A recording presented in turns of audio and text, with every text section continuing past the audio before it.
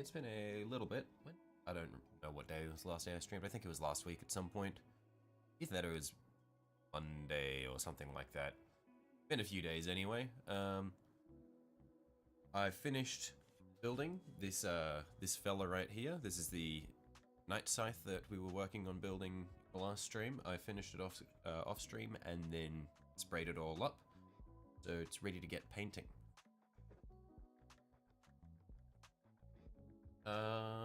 I'm just wondering. Yeah, okay. I reckon mic balance is probably okay, and if it isn't, well, I'll figure it out. Getting used to seeing what the settings should be like for this. We'll get there in the end. It might take a few streams, but if it's not already good, then we'll figure it out. Anyway, what we want to do is basically, before I came back to doing YouTube, I had, like in the week or two before I did my first stream back, I was just remembering how to paint because it had been so long, and so I'd painted this fella here. So that's what I was making the base for in my first couple of streams. And it was pretty much just me perfecting, or not perfecting, but I guess completing the color scheme which I had been doing for my black Necrons. So what I'll do, one second, I'll just quickly duck away and grab the other one, that the first black Necron I painted, just so I can show how far it's come, because I'm really happy with how the color scheme has ended up, and I want to paint the rest of my army like these now. One moment.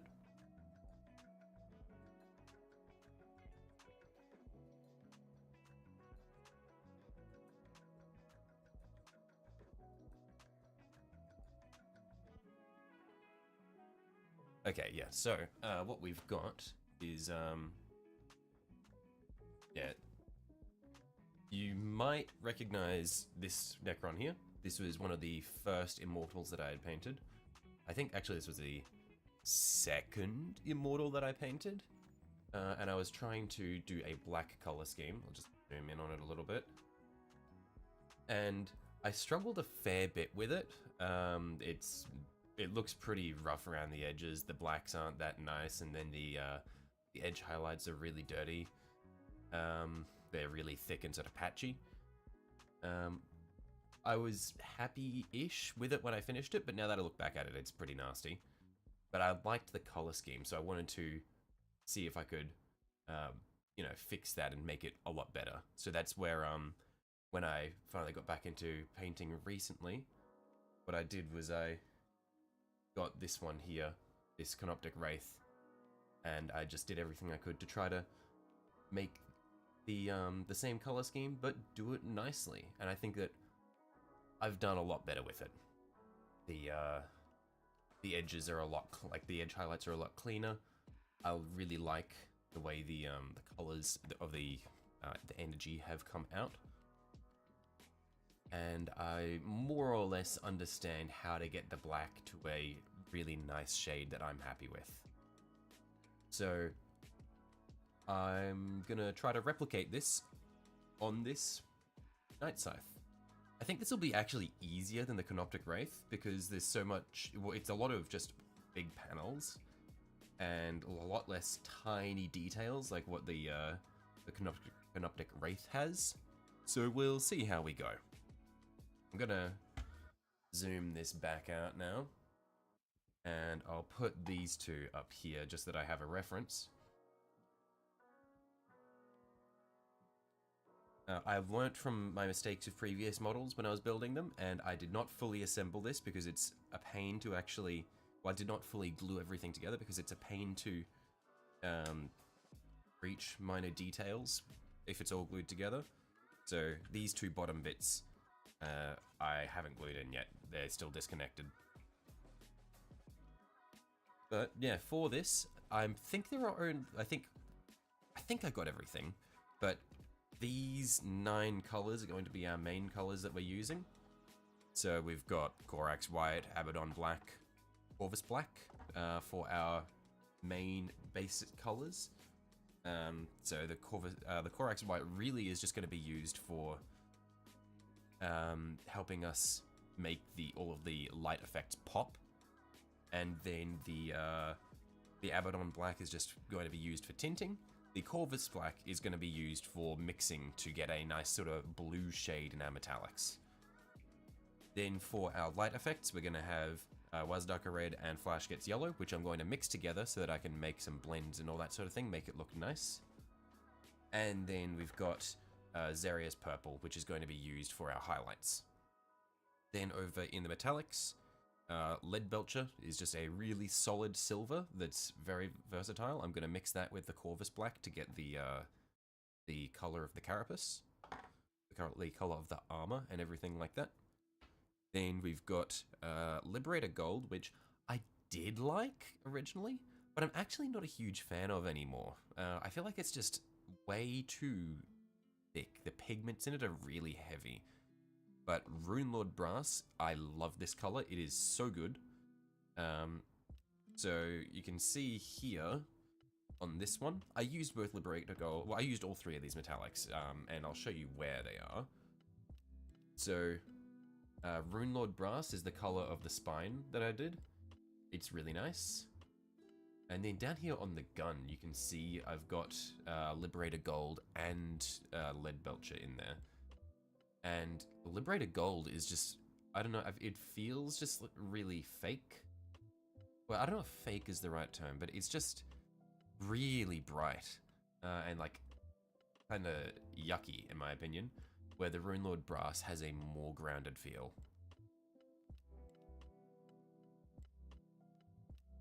Yeah, so those are the colors we're going to be working with. So let's just get right into it. First thing I'm going to do is I'm going to go through and get the Corax White on our wet palette.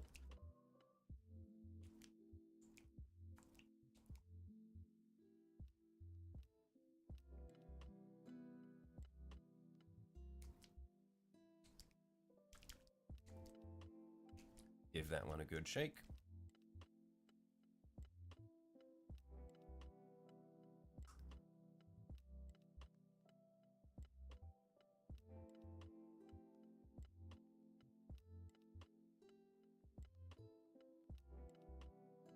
Just get a little bit out there.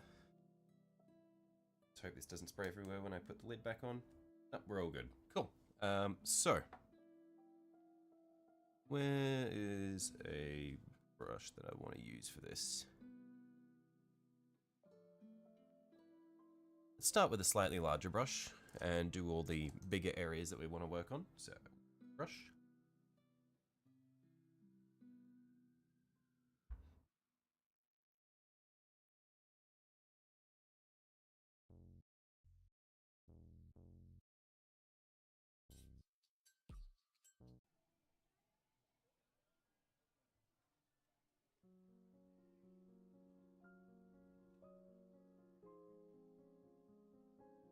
And so what we're doing here is we're laying the foundation for all of our light effects. So everywhere where there's going to be our oranges and yellows going through it, we're just going to coat with white first off so that it has a nice bright base underneath it to make it pop out a bit easier.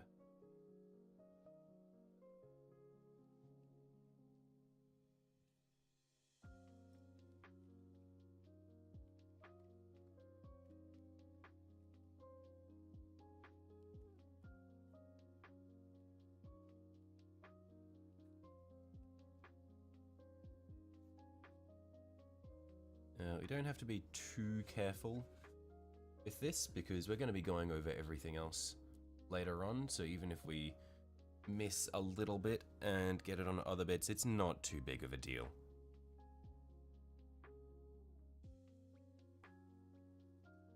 And the reason I'm doing this first is because a lot of these are going to be underlying areas, and so it's best off to do them early so that we don't have to try to come back through later on and reach in between the upper layers that we need to fix at the end.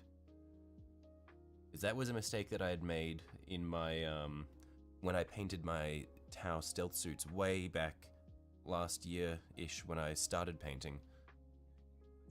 And it was an absolute pain at the end just to come back through and do touch-ups once all of the upper layers had already been finished.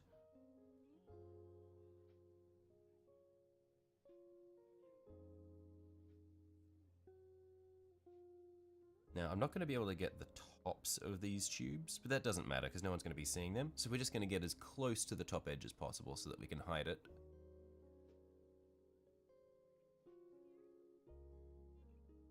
Oh, I'm getting a warning from YouTube. The stream's current bitrate is lower than recommended. If there are any issues, give me a heads up and I'll see if I can fix it.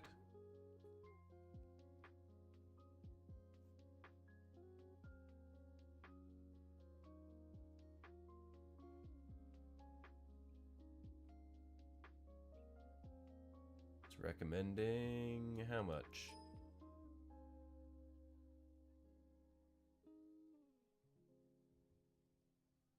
$13,500 is what it's recommending.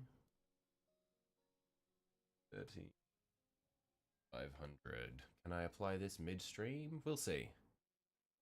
I've just hit apply. I'm not sure if that's going to change the bitrate during the stream or not. We'll find out in a second.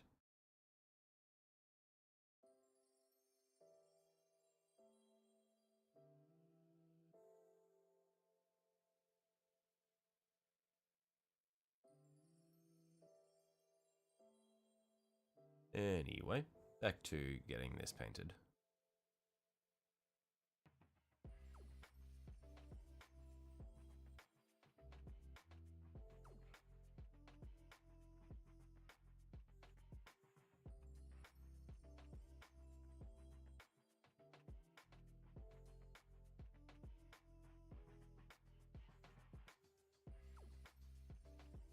I'm doing my best just to try to give this a nice smooth finish, because otherwise, because of how transparent colors like yellow and orange are, if I don't make this nice and smooth, then the imperfections will be visible through the color, or through the top glaze.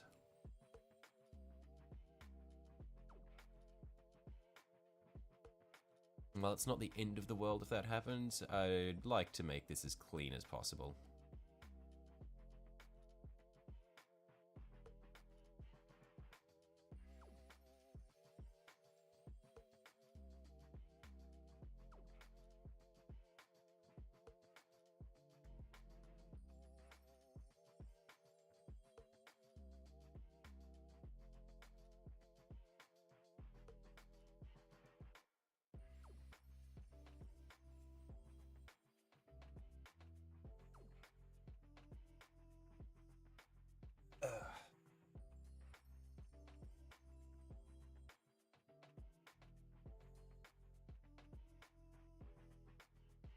So getting a bit of a sore arm, might need to lift my chair up a little bit. There we go, that's better.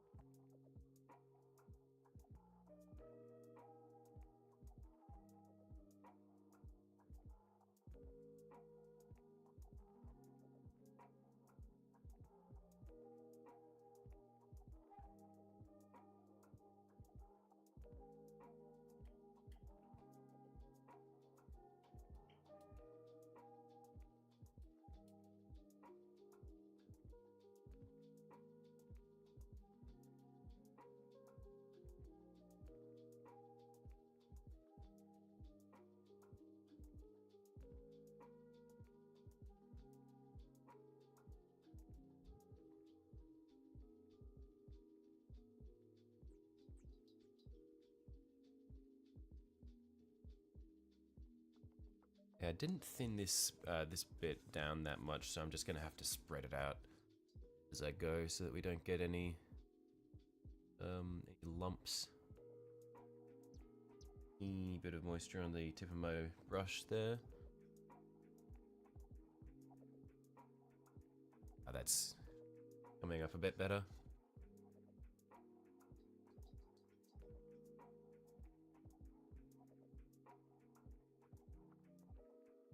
Just smooth it out a little bit on the top there.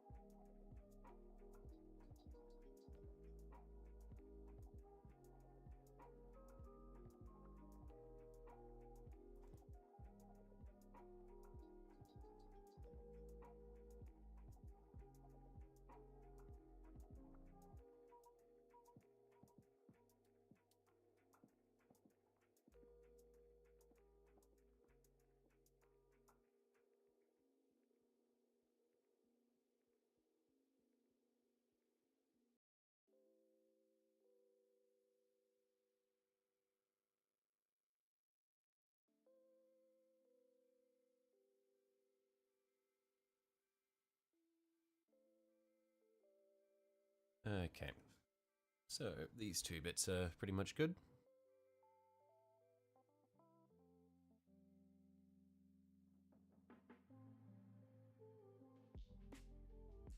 On to the next section.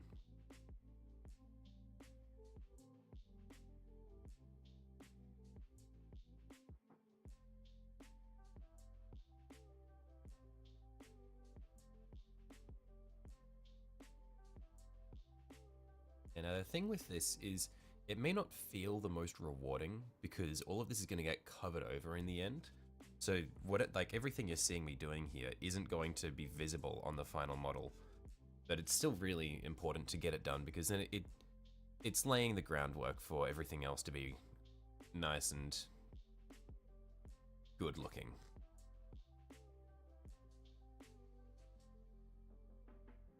What I'll do here actually is I'll see if I can make the... I'm not sure how well you can see, so I'm doing this little round bit in here. I'm trying to make the top section of it a lot whiter. I'm actually going to come back in with a bit of water and thin down the white paint that I've put in the outer edges. See if we can actually just get a bit of a gradient there with it brighter up towards the top. If we can do that, then I think we'll be able to get a cool little gradient of dark to light even in that little section there.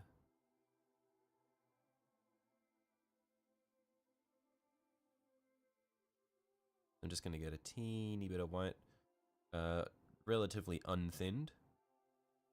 I'm just going to try to stipple it on that top bit there. We'll see how that dries. Not sure. I'll zoom in, see if we can make out what I've done there. The light is a bit harsh, but I think you can kind of see what I've done. I'm gonna do the same thing over here on this side.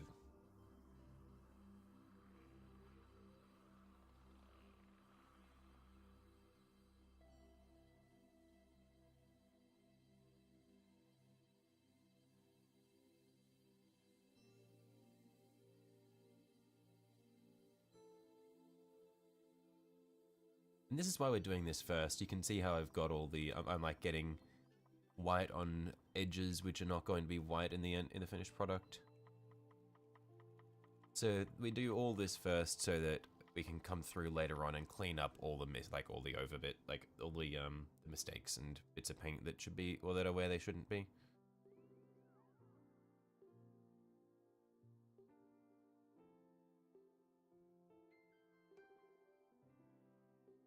Okay, next up.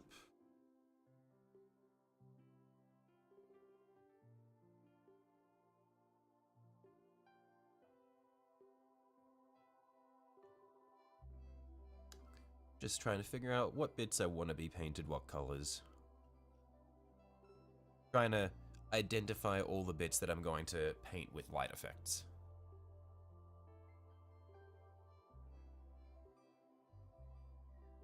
I reckon...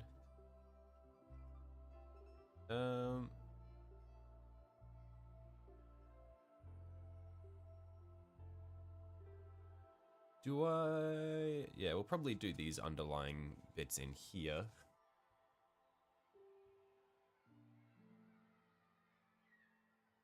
Just in here. I was deciding whether or not I wanted to do the big tubes in the light effects here or the underlying sections, and I think I'll do the underlying sections and then have the big tubes be metallic. So you can just see the orange and the red peeking through. I think that'll look really nice.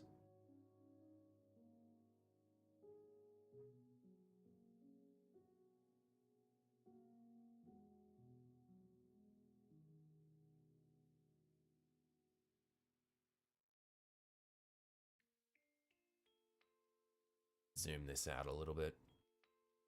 There we are. That's a bit better.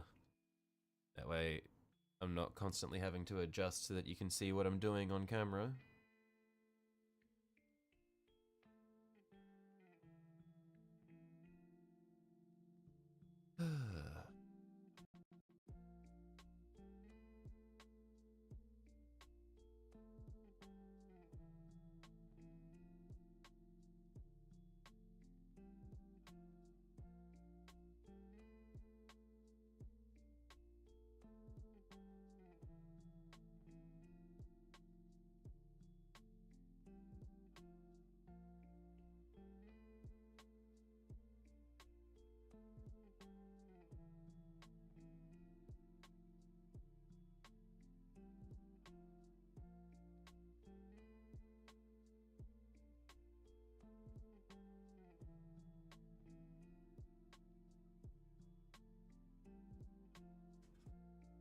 Okay, next up, I think I'm gonna do these underlying sections here and here as well in white, because I want them to also be orange slash red slash yellow in that sort of range. And this is why we're doing all this first, because it's very hard to do this cleanly. I'd say it's pretty much impossible to do this cleanly without getting any paint in spots where you don't want it.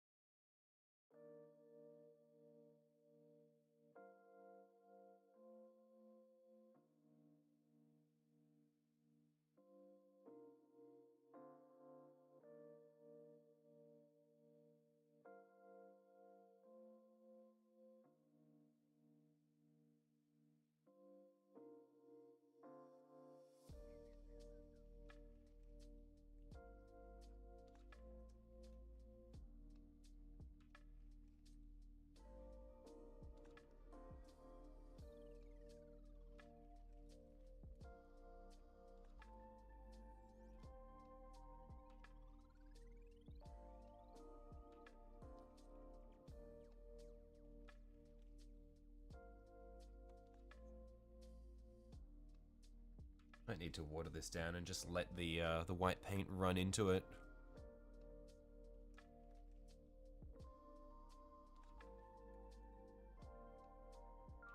It's probably going to be easier with how deep these little crevices are.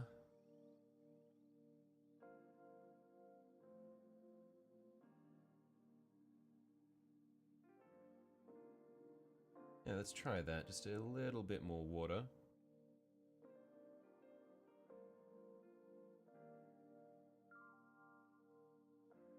Yeah, that's actually quite good. These really deep, low-lying parts, just getting a bit of water on the brush, or a bit more water than normal, on the, like, just thin the paint down, and it just flows in there quite nicely.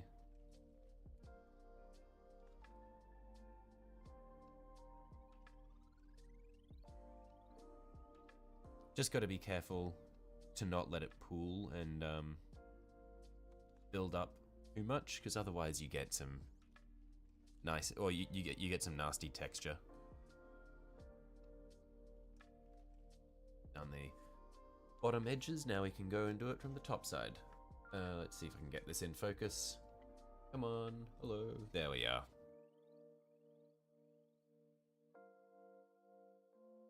Oh, lost it again. There it is. There's our focus.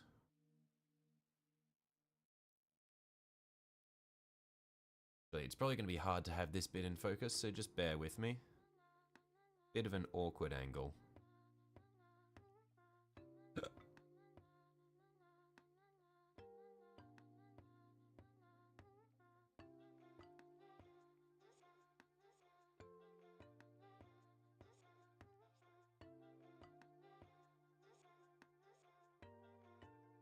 Yeah, sorry, it's going to be hard for you to see what I'm doing here, because I'm having to crane a little bit to see in there as well.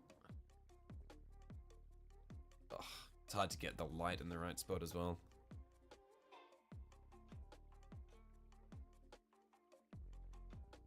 This gun is probably going to be the most awkward part of this pit mini, but it's still not too bad compared to some other ones that I've done.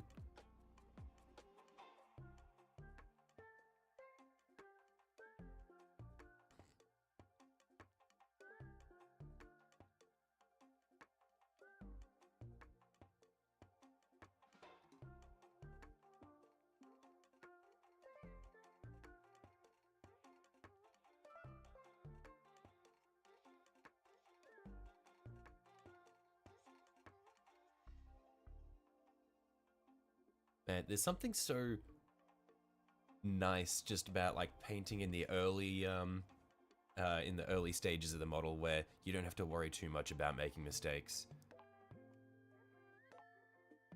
Can't paint at all. Tried numerous times from Guard to Blood Angels to Ultramarines. Necrons are trash. Yeah, to each their own. I haven't actually played the game, but Necrons are fun, fun to paint. I don't know. My only, the only Warhammer that I've actually played, my earliest exposure was Dawn of War, the original. I played a lot of Dark Crusade when I was a kid, and so I really like Necrons because of that. So Necrons and Tau are just the races that I like the most, but I'm keen to get into painting some Space Marines, because I got the Leviathan box set last year, but I have yet to get the Space Marines out of that, so I'm keen to do some Dark Angels.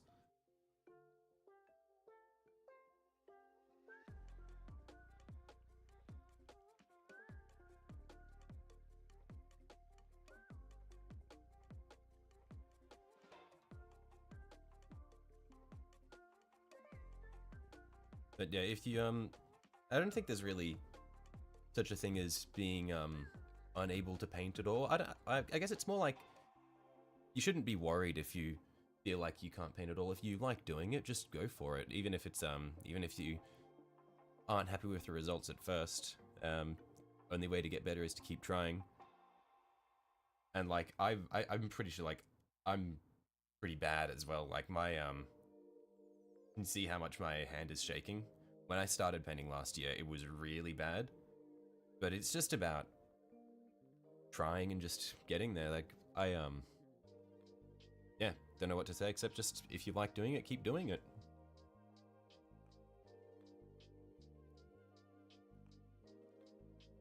Okay, so we've done those bits. I think that's all the light parts on the gun. Let's, should we do the other guns while we're at it?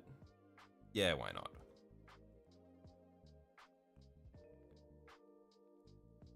We'll do everything with this brush first, and then we'll come back through with the really fine brush to do the stuff on the top of the model.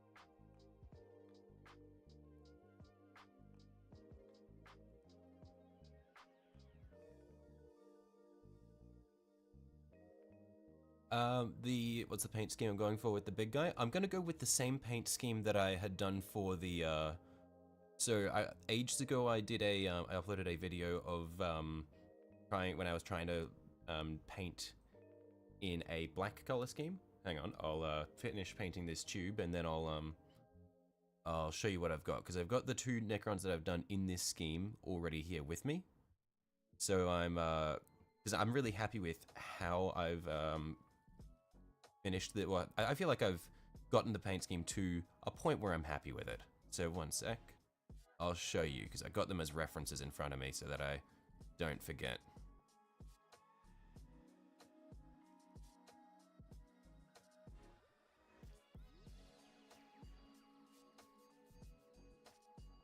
Just getting the last little underlying bits here.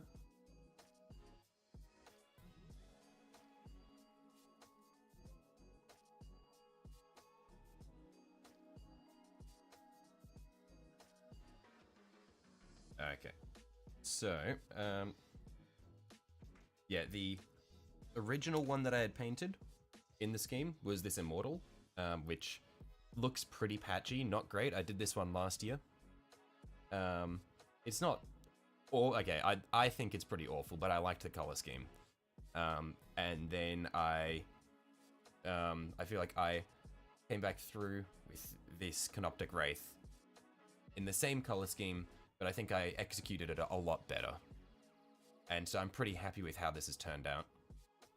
So this is the scheme that I'm gonna go with for the big guy as well now.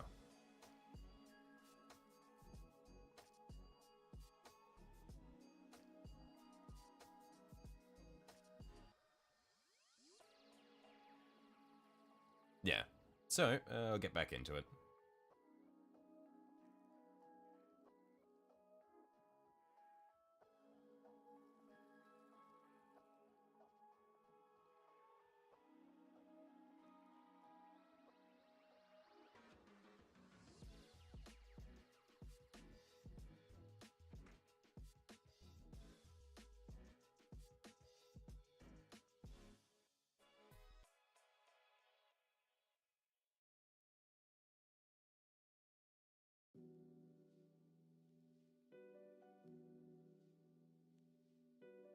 Yeah, the orange highlights will be sick on the big guy. Yeah, I'm really hoping so.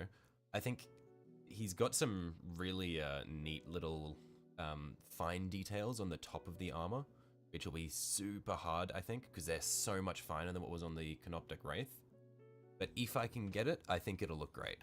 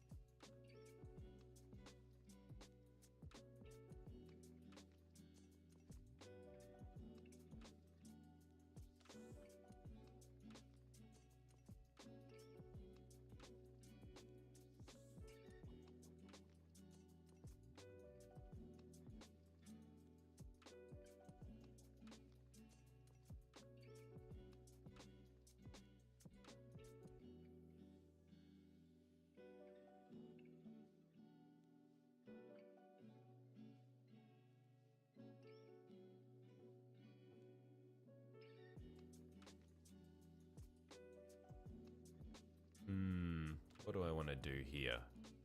I think for the gun barrel, I want to... Do I want to do the...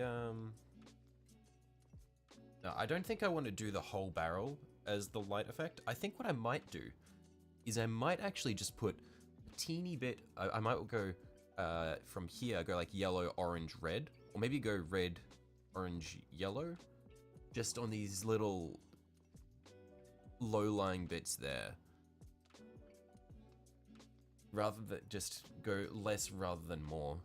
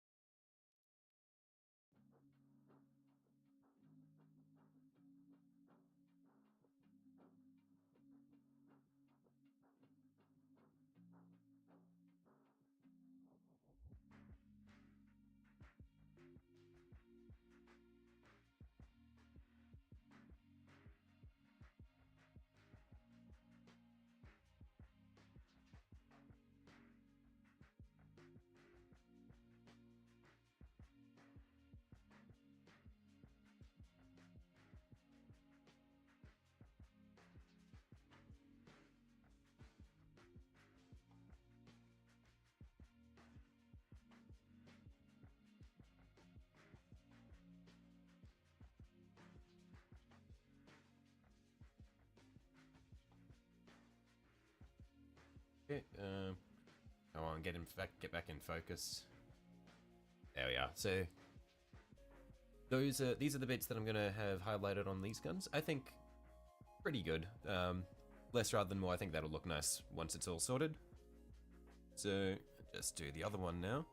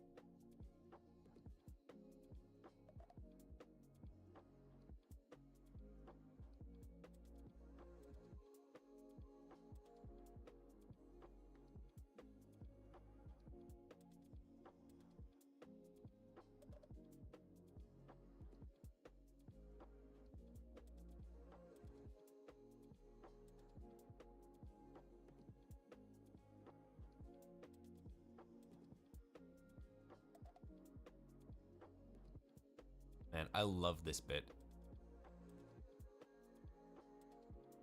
Just being able to slap the paint on without worrying about anything.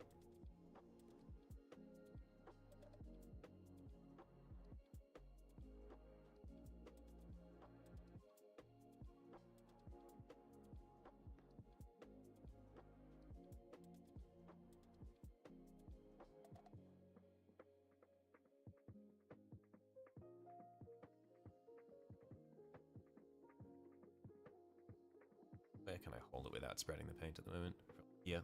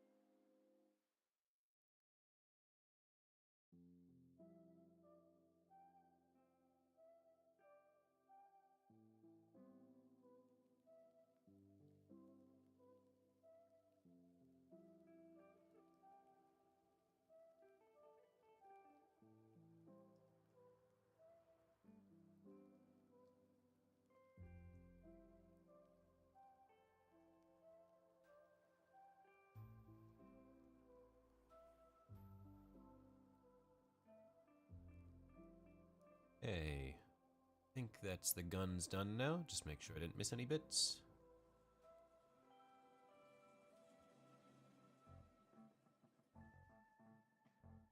Looking pretty good.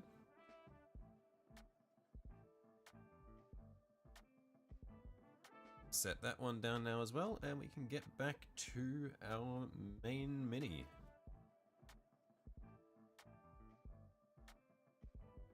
So, I reckon we can do these top bits still in the big brush, and then we'll need to come back through.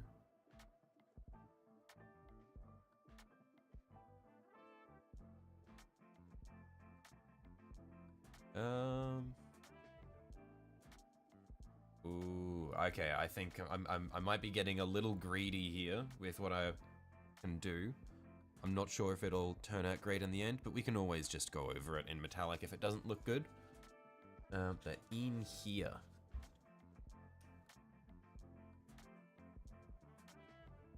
that little bit there, I think might look nice in orange.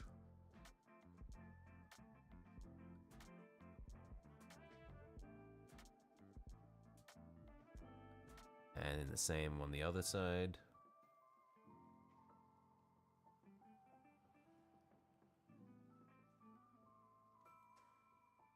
And then over here as well.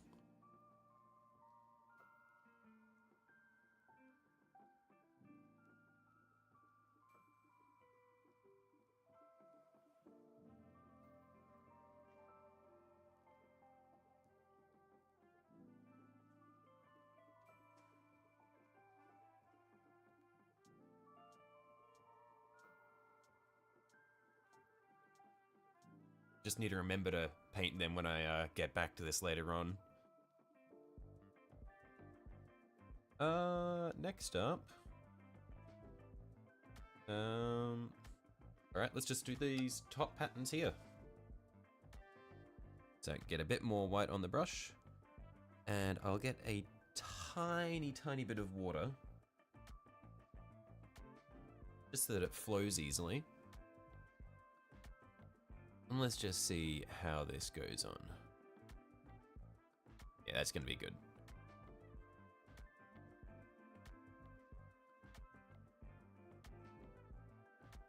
I don't need to worry too much about hitting the edges. But the reason I thinned it down with water so much is because I'm going to be putting more layers of paint in here. I don't want it to fill up. I don't want to have too much paint in there.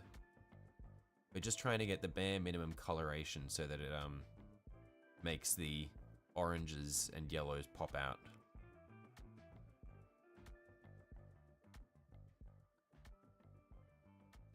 So it's fine if the paint is really thin.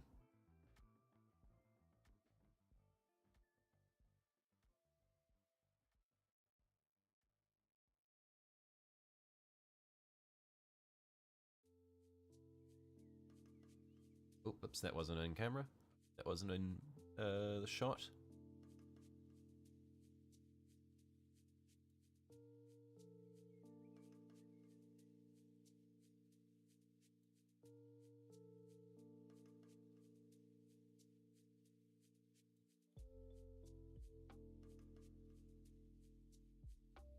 For the smaller bits, I will definitely swap to a thinner brush. Just that I have more control and it's not this big splotch.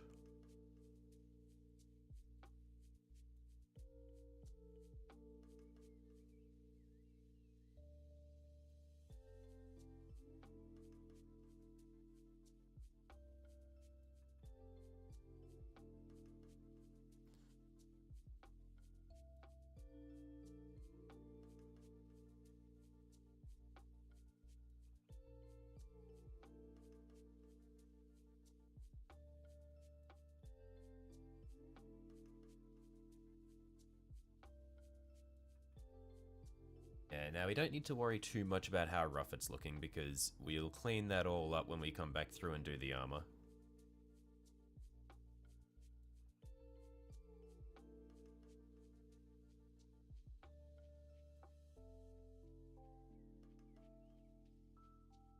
How long do I reckon it'll take to finish this start to finish? I honestly have no idea. The Canoptic Wraith that I painted in this scheme, the other one, it took me much longer than it should have. I spent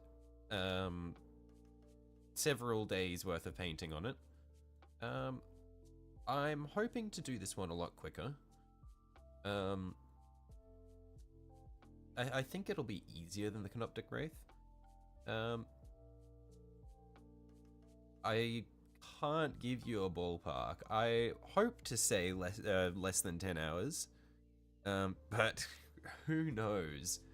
I am very pedantic, and and also I'm just really slow at doing things.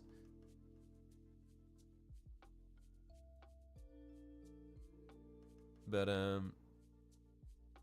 yeah, less than 10 hours would be nice, because that'd make me feel like I'm getting better. But yeah, I have no idea.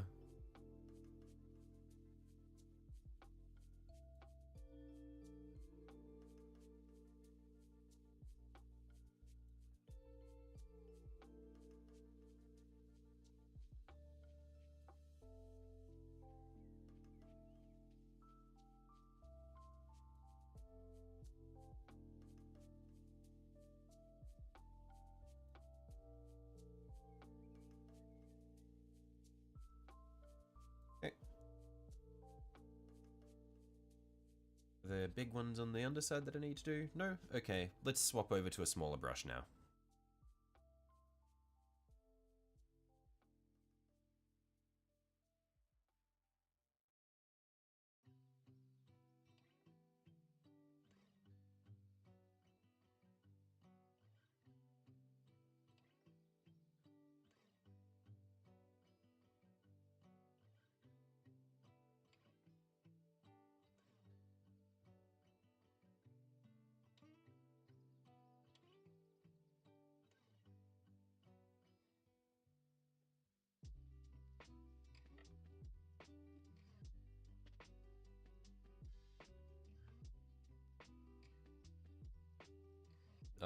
I can already tell this is going to be painful. These little shapes are quite fiddly. But for the beginning, we're not trying to be neat, we're just trying to get the white in the crevices.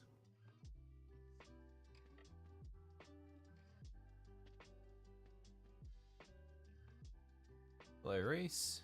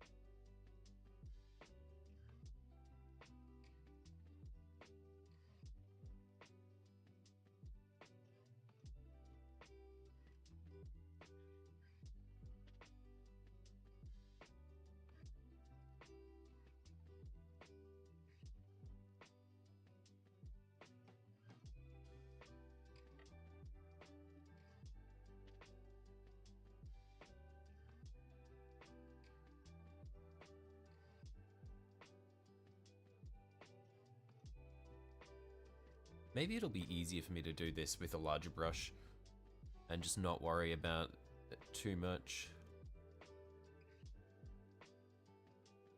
Because I'm needing to refill this little brush quite frequently.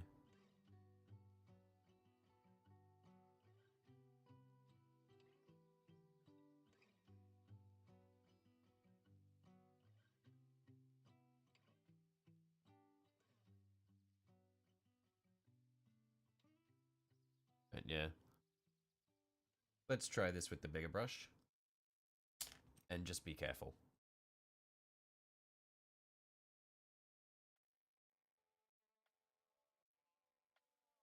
So we'll just point the tip of it.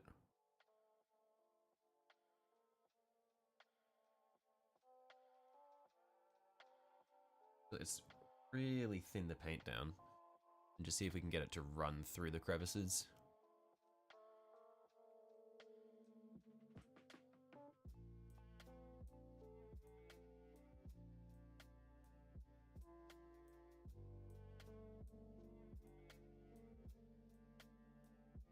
Alright, yeah, that's not terrible.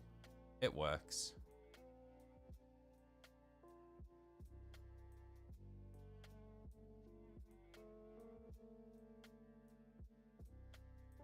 In fact, this is probably better than the tiny brush, because the tiny brush I was trying to drag it through, like flat, whereas the big brush I can point and still have a lot of paint to work with.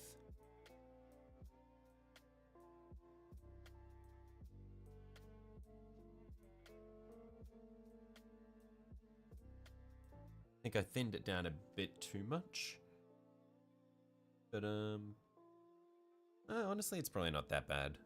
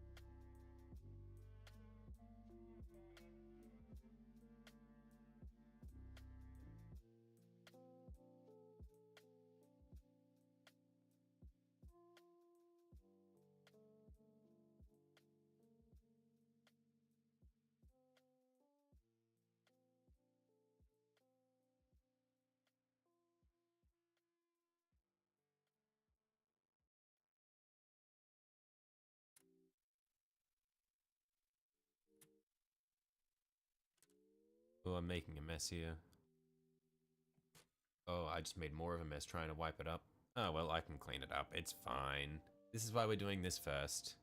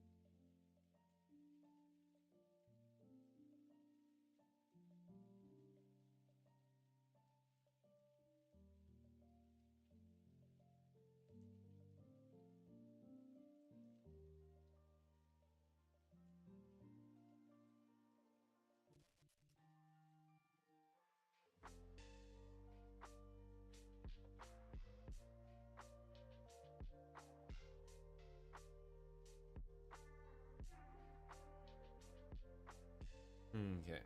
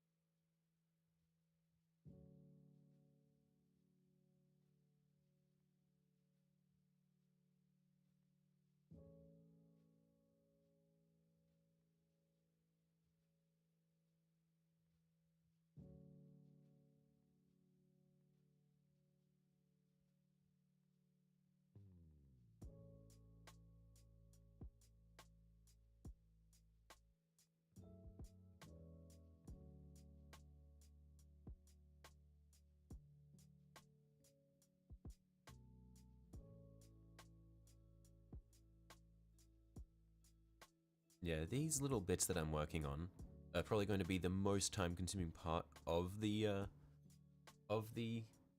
thing, because a vast majority of the paint going on this will just be the top coat for the paneling, and that's what's going to make it all come together. But the really important bits for me are getting these little details looking right. And since they're recessed, I have to do them first, which means that really it doesn't feel like we're making a lot of progress, but we are.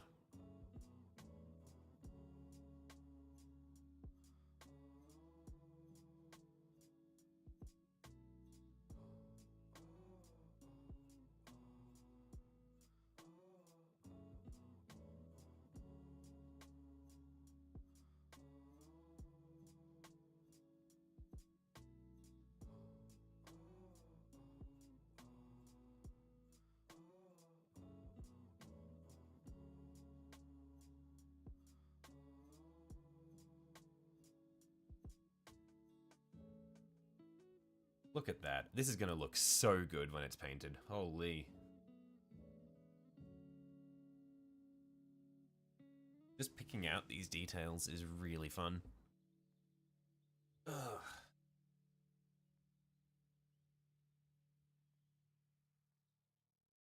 Also, I like how big this model is because it means I can just grab a fistful of it to support it. It's really nice rather than like having to grab teeny little fiddly bits to try to balance it in the right position.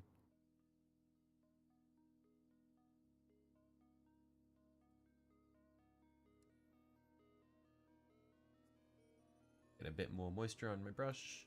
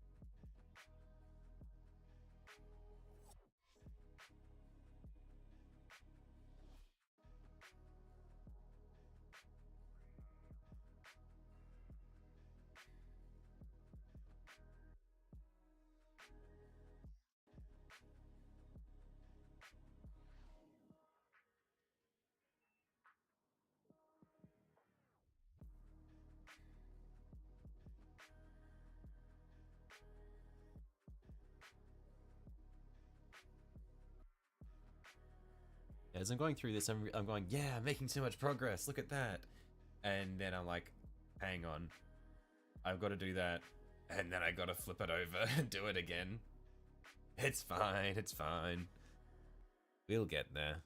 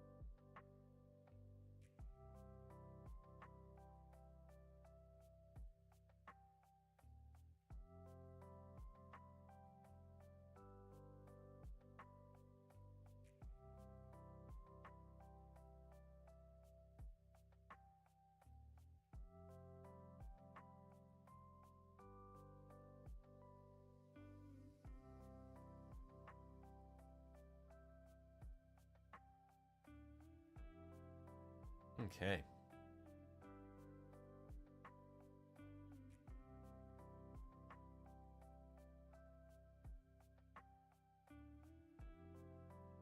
There's 1/4 done. Oh man, it is going to look so good. Holy moly. Alright, hang on. I will be right back. I'm just gonna quickly go get a drink.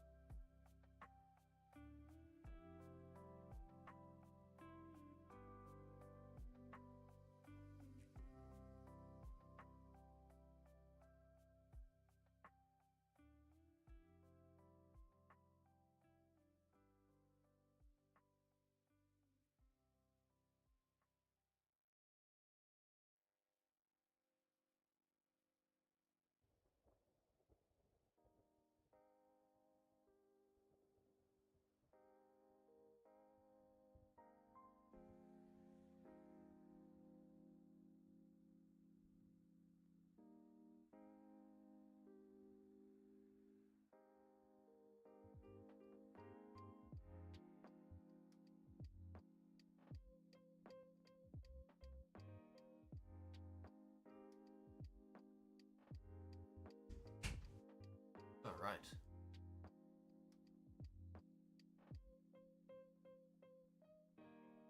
Let's get back to it.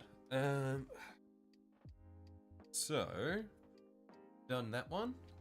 Let's go around over here.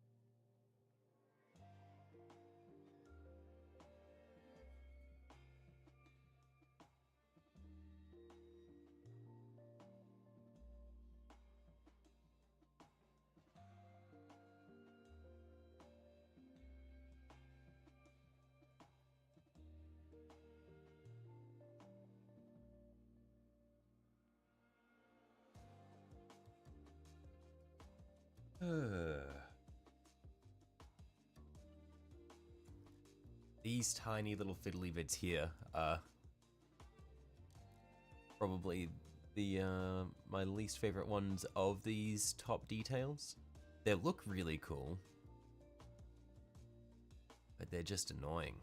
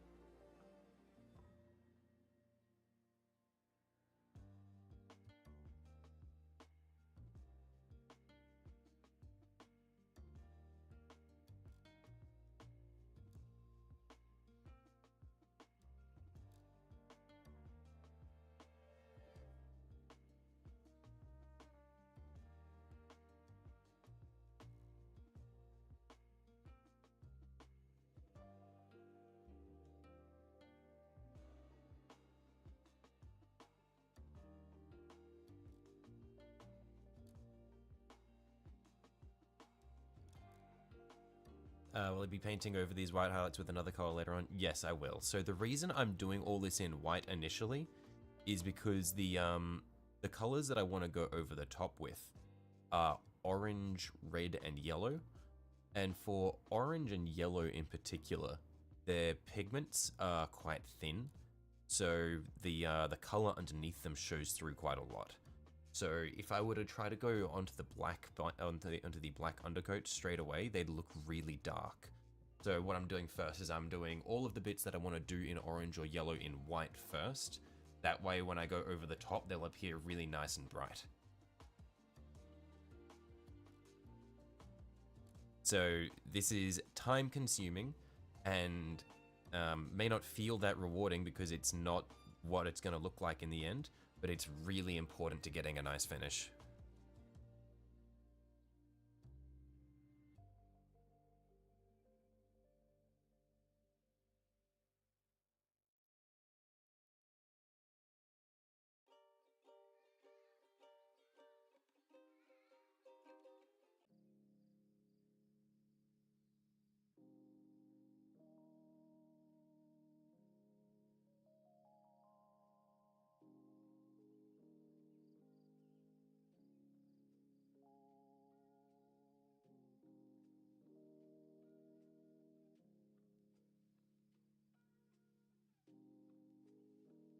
Yeah, so, and if you think this bit is time consuming, wait until I come back and try to go over this with the oranges and yellows, because I'm going to try to blend these and make it look like it, well, blend it between the two colors, and it is going to be slow. That's what I mean by this is going to be the time consuming part. The rest of the painting, all the armor and everything, that's going to be easy. The time consuming bit is going to be when I'm doing this stuff, where I'm trying to fade between orange and yellow and red and stuff to make it look like it's sort of pulsing and surging. That's going to be the hard part. So for the time being, this is just mindless, just chilling and putting paint in the crevices.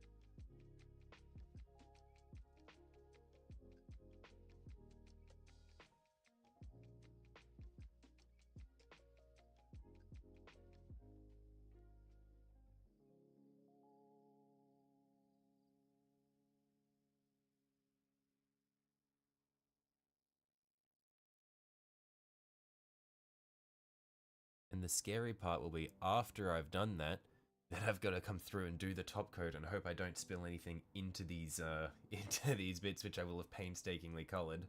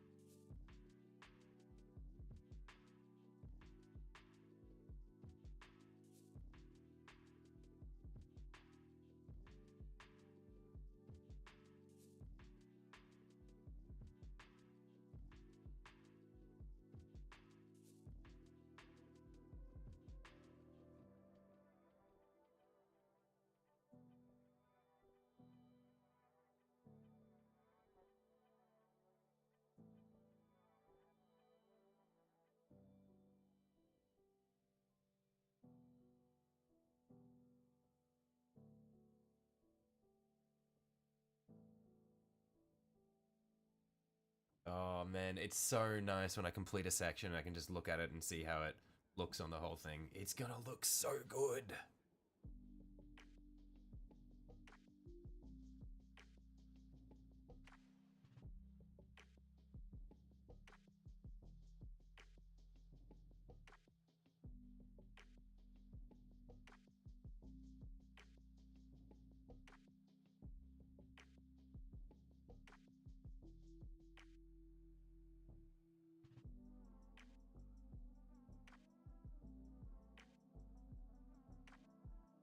Yeah, I think that's like one of the reasons why I actually really like painting a lot, is one of the things I struggle with is I struggle to get motivation to do like a lot of things, because I think a big thing for me is I need to be able to immediately see the results of my work.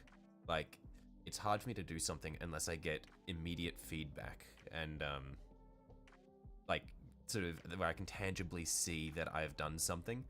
And so for me, just being able to paint is like every couple of minutes I can just take a step back and look at it and go, oh man, that is awesome. Because I feel like I'm like, you know, like it's physically changing in front of me. I can see everything that I'm doing. So it's just really nice, because it's really hard for me to sit down and just do something for hours on end otherwise. Like anything else where it's just like a mindless task where I don't really see the fruits of my labor, is just kind of, it's just, I can't bring myself to do it. But just because I'm like with painting, I can just see how far I've come. It's just really easy for me to sit down and just get lost.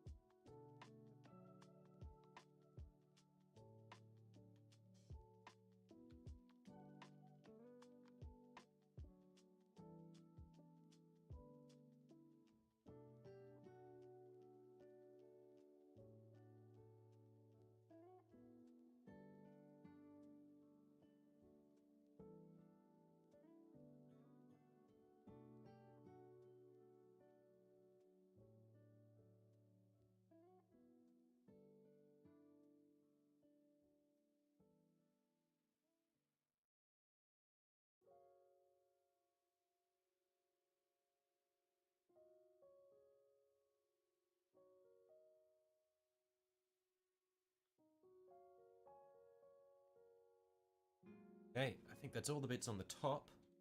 Oh my goodness, that is going to be so cool when it's done. Look at that. Wow. Okay, I'm very happy. Yeah, once I go over this with the actual color, it's going to be so good. So let's do the bits on the front with the eye, or the eyes, and then we'll go to the underside.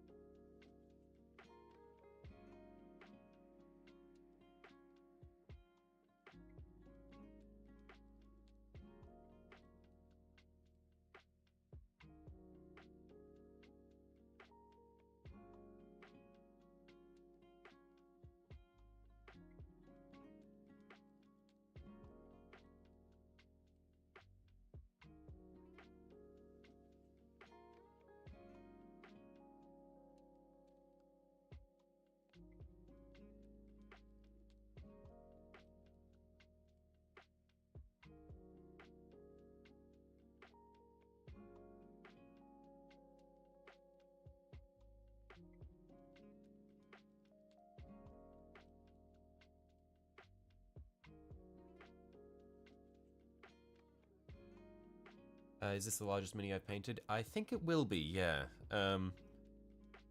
Prior to this, the biggest one that I've painted would have been either the Canoptic Wraith or the Tower Broadside. So I think this is the largest one. But despite being the largest one, it's not going to be the hardest work. The hardest one was definitely the Canoptic Wraith that I was showing you before. Just because it has so much more fine detail. Where this one's really big, but a lot of its details are quite large as well.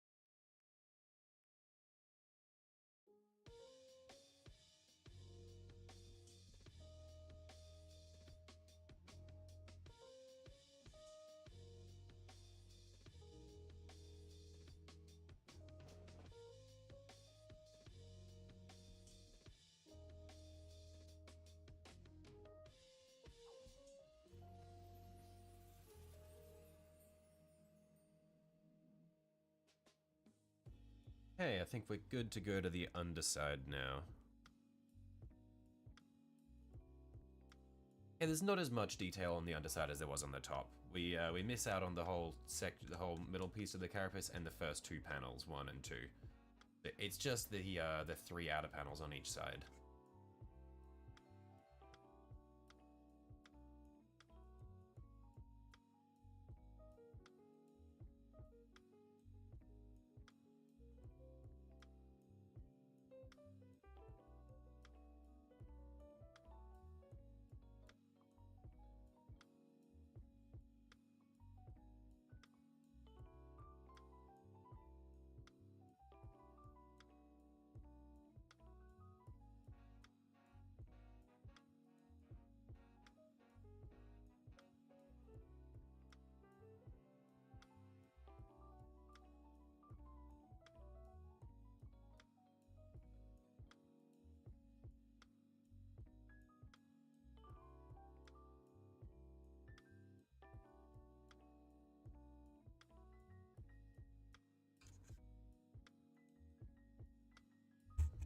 Oh, whoops, sorry. Bumped my mic with the mini.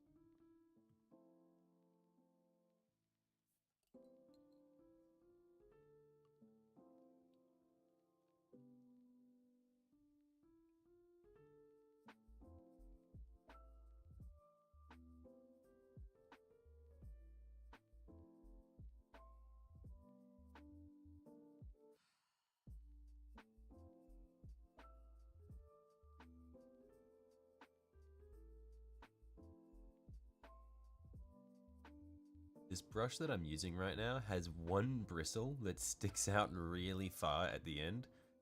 It's kind of like, it's a little frustrating because sometimes I'll just accidentally push it somewhere where I don't want it to be. I'm really tempted to try cut the bristle off. Let's see, I wonder if I can get it in focus. On OBS it's just barely visible, but I don't think that's going to make it through the YouTube encoder. It's really irritating.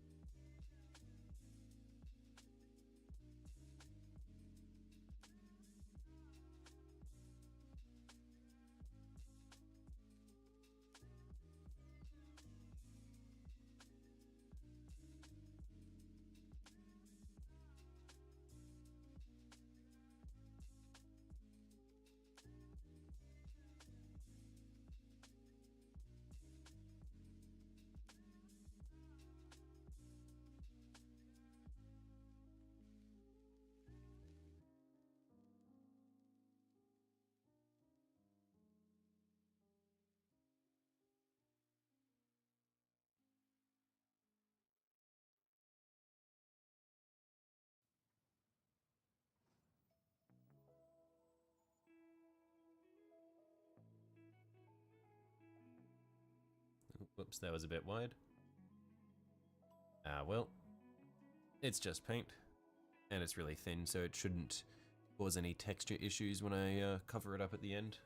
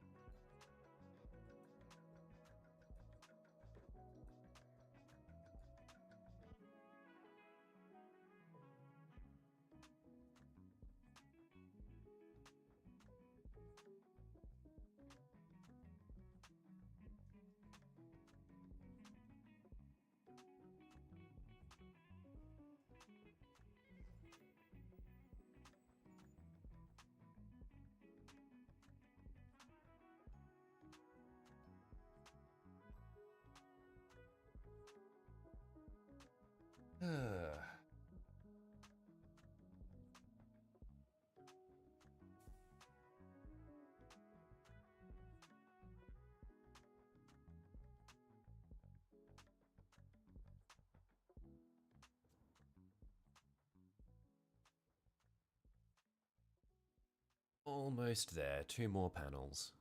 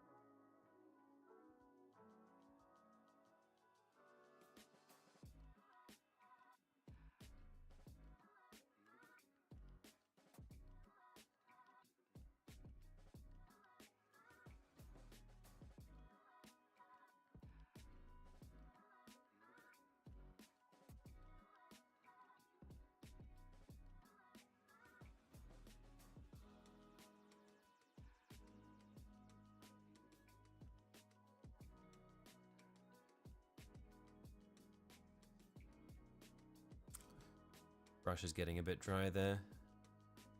It's getting a bit crackly and patchy, so you just want to load it up a bit more. I think it's not the brush so much as the paint that I'd picked up was a bit dry.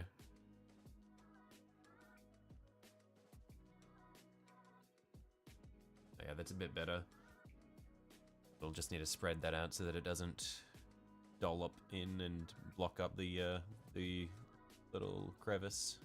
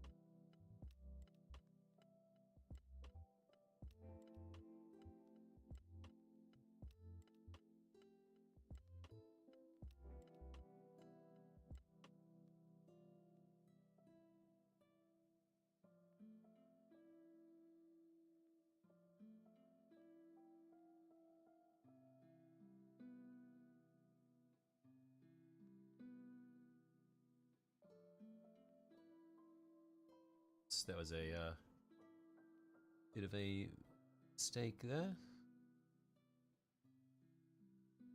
Fine though.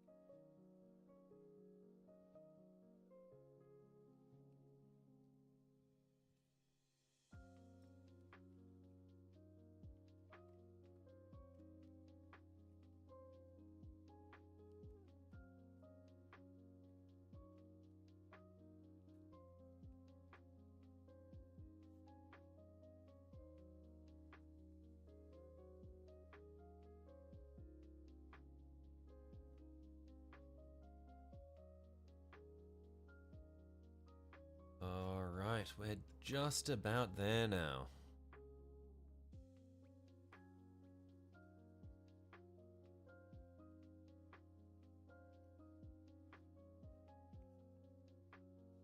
And there are actually two little bits on the last panels that I didn't notice before, so I'll just do them as well.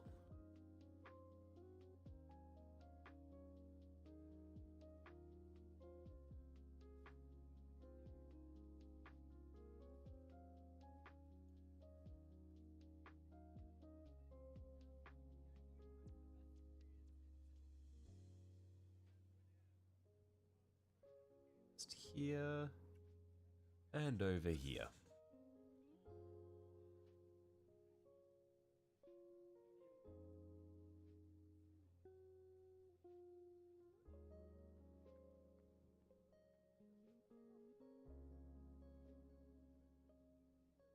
Okay, I think that's all of the... Hang on, zoom it out a little so you can see what we've done. I think that's all of the foundation that we need to lay for our highlights. Oh my goodness, that's gonna be so cool. Okay. Last little bits now will just be, I'll swap to a little brush and we'll work on doing the little bits for the man.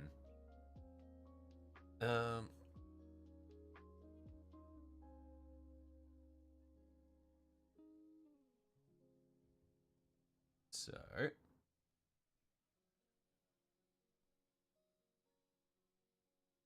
let's zoom this back in.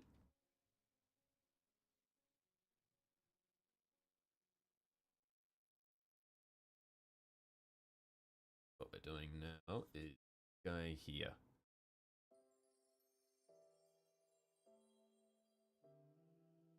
But like this. That angle's good.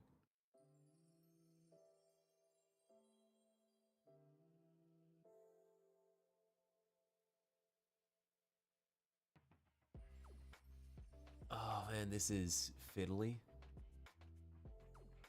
Got an eye there.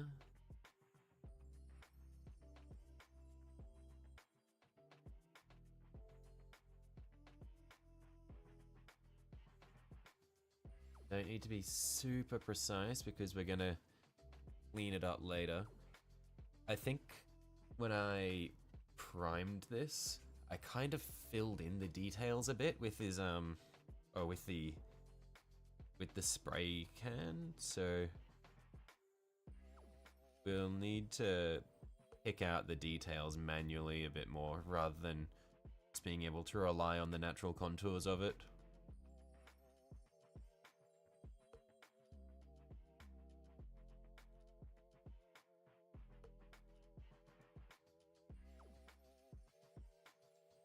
Yeah, because the mold has gotten filled in a bit by my spray can. We've got the three eyes there.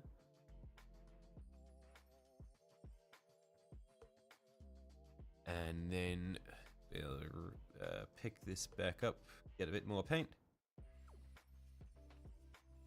And then we want to come in and actually get a little bit of water that it runs. And then we'll see if we can come through, pick out his mouth.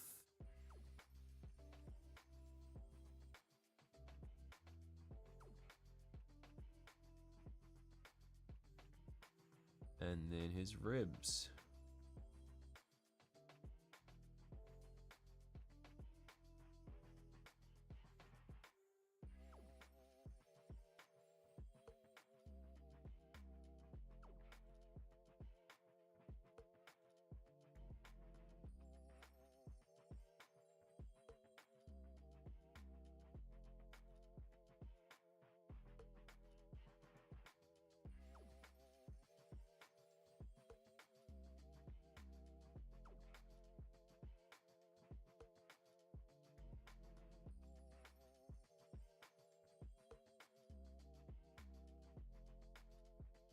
I don't think I'm going to pick out all of his ribs because there's a bottom rib there that I can't really reach, but it's so far back that there's no real point.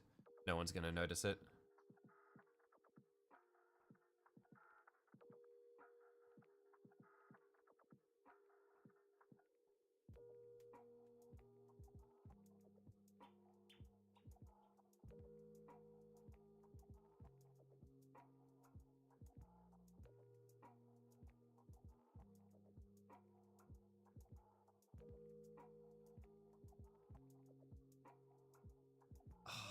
This is a pain to reach. The angle isn't ideal, so you probably can't see what I'm doing here. Yeah, okay, yeah, the camera's out of focus. Don't worry about it, I'll be done with this bit pretty soon.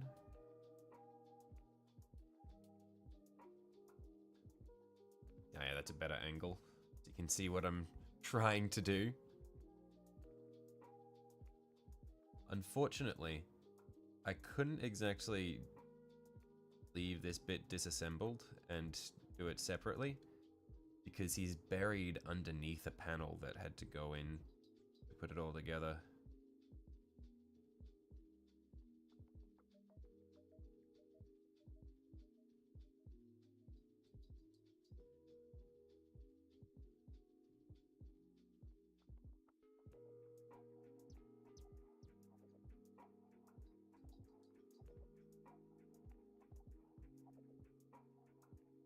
Ooh, yeah, I've made a mess of this one.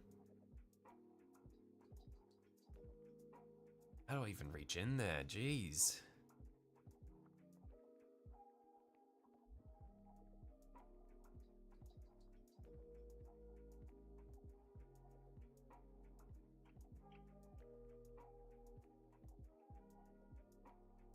I think like that. Sure. That's good enough for me. That's good enough for me, so I'm stopping with him there. And we got these little buttons on his console.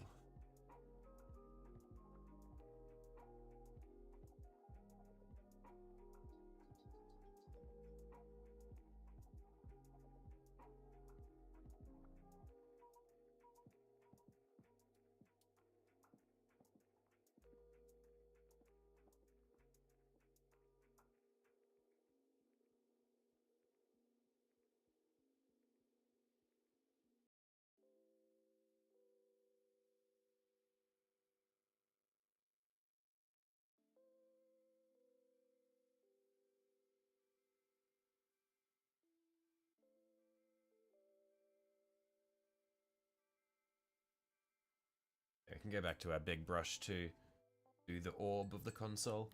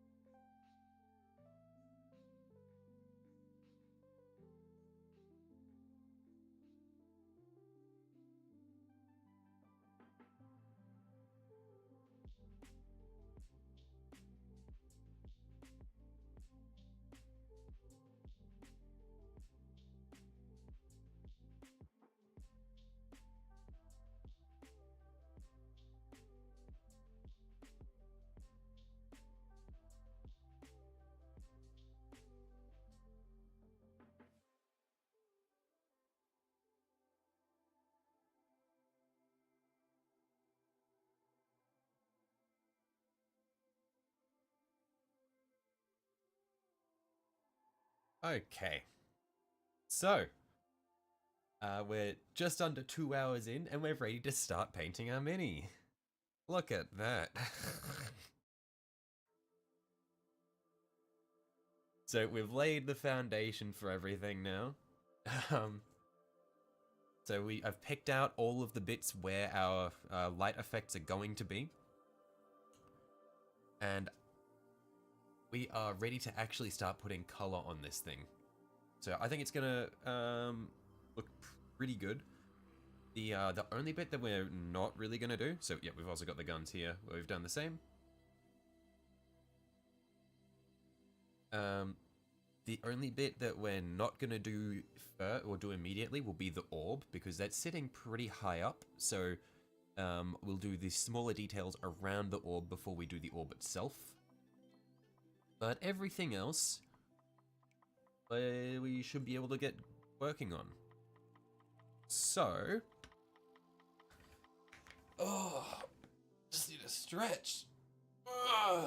That being the case, what we're gonna do is, like what we've done with the Canoptic Wraith here, we're going to blend between our orange and our red in these recesses here, so that we can get like a really nice look of like flowing energy.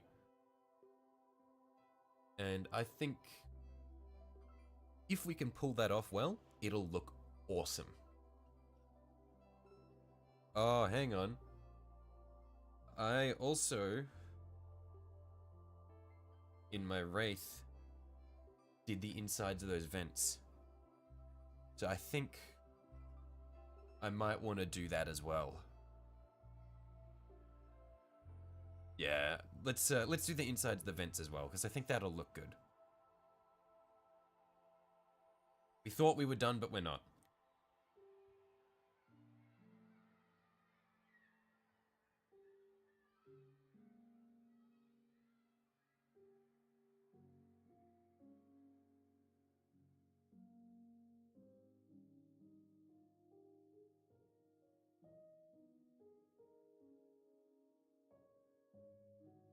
These vents are a lot deeper than the ones in the Wraith. I feel like it'll be a bit of a pain to get them nice and clean.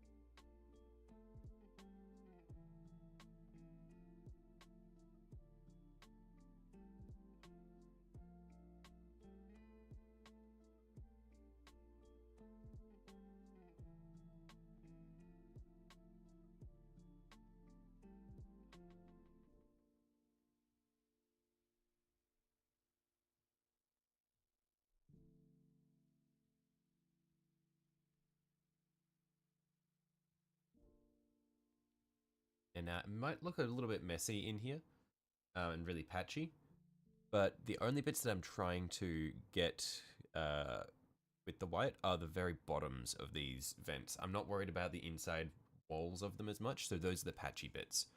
Because for the inside walls, I'm going to come back through and paint them black.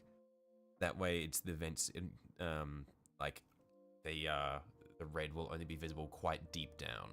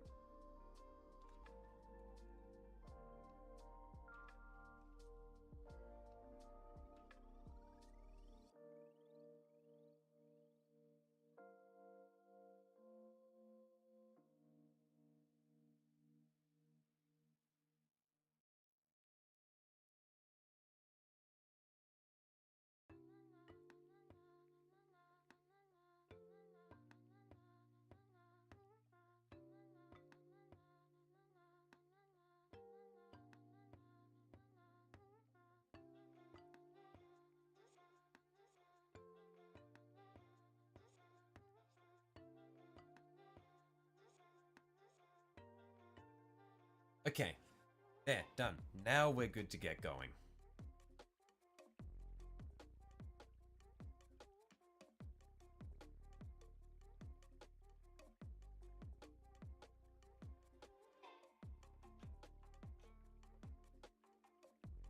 Oops. So, what we want to do now... Oh, elbow's a bit sore from the way I've been leaning on it. Ow!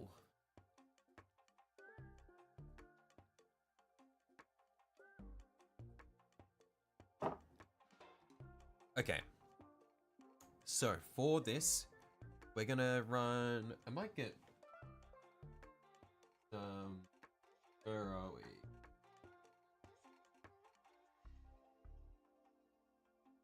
Do we want to run Corn Red or Wazducker? We'll keep the Wazducker in reserve, but our main blend for the orange is going to be Flash Gets Yellow and Corn Red.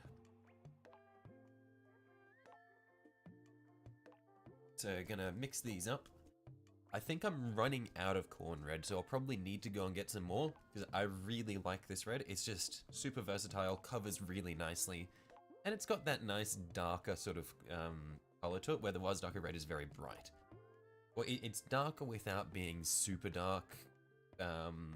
It's darker without being more towards the brown sort of shades.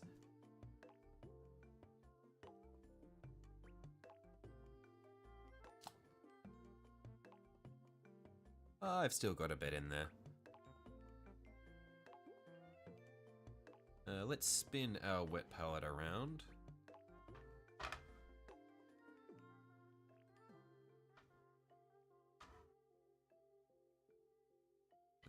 these at the top.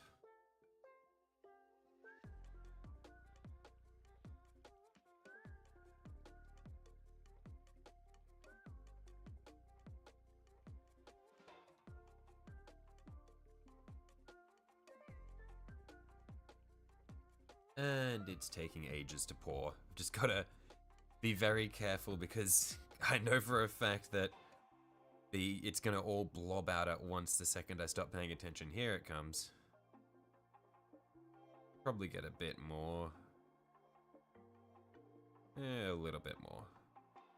And that should be plenty to work with for the time being. And let's get some Flash Gets Yellow. Still got heaps of this, so I've got to be careful of this just flying out of the tin or the pot as soon as I open it.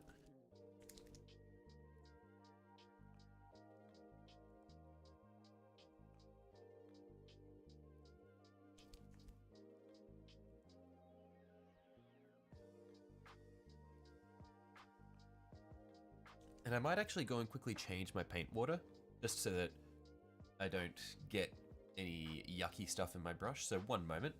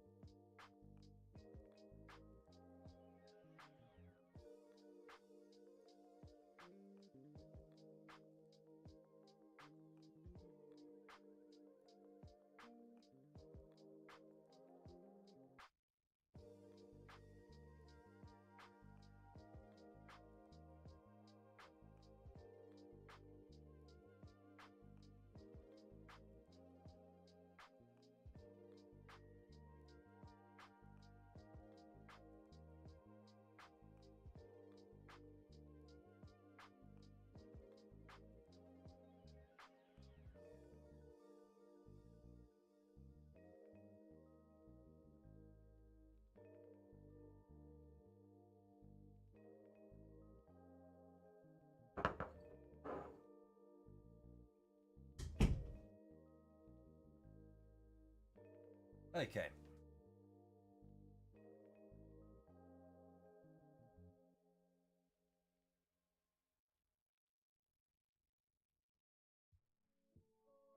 So, what we're gonna do for this is I'm gonna get a second brush.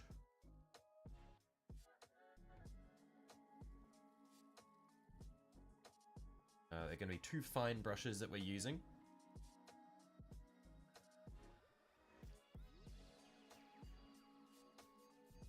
So I've got two very fine tip brushes. Oh, actually, I haven't even got my yellow out of the pot yet. Let's do that first, and then I'll explain what we're doing.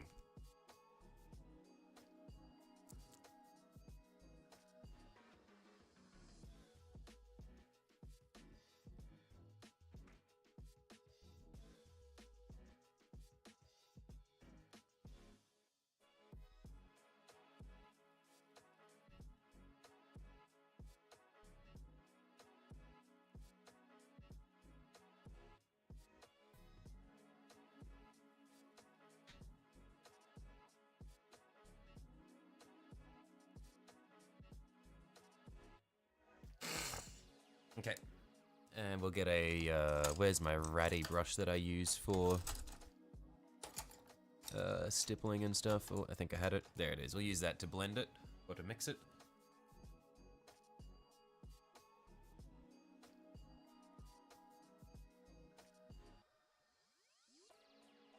So we'll use this, we'll scoop up a bunch of our red, plop that there. And then a bunch of our yellow.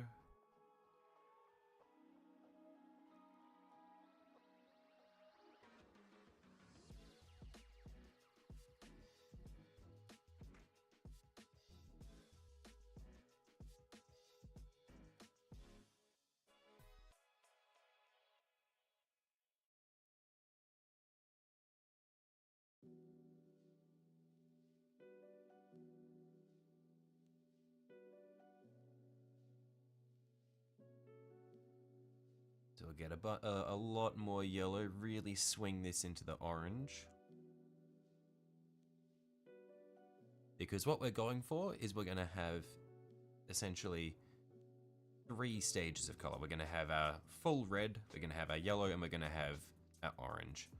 Honestly, I think I'm just going to get most of this yellow in here. Let's get all this yellow in here.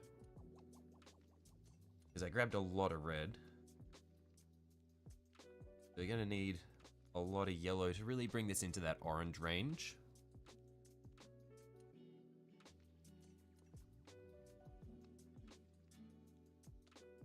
There we are, that's looking really good.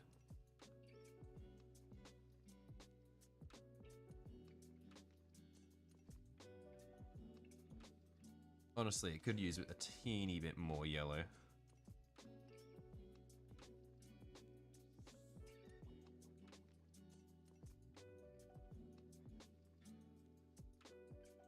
So we'll need to get our yellow open again. Just get a bit more of that on the palette.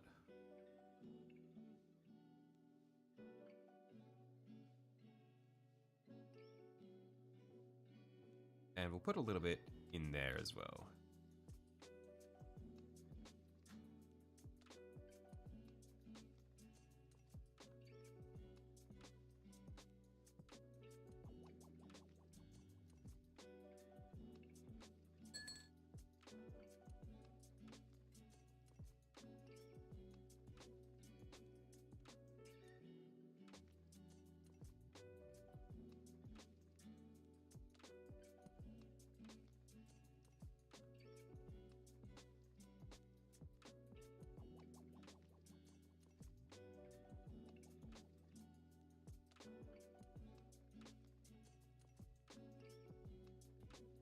That's a really nice orange we've got coming through now. Just a little bit more yellow.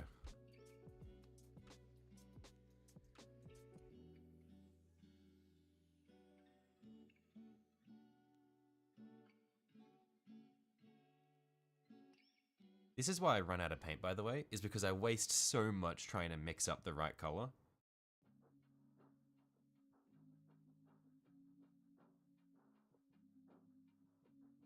But it's worth it getting the color you want.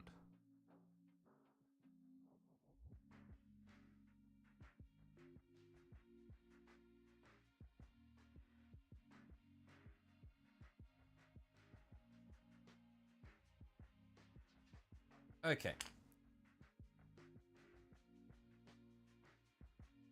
Now that I've got all my colors ready, what we're doing is we're going to use 2 brushes to just try to blend our way through. We'll start on one of the thicker ones where it's easier to work. So we're gonna wet both of our brushes.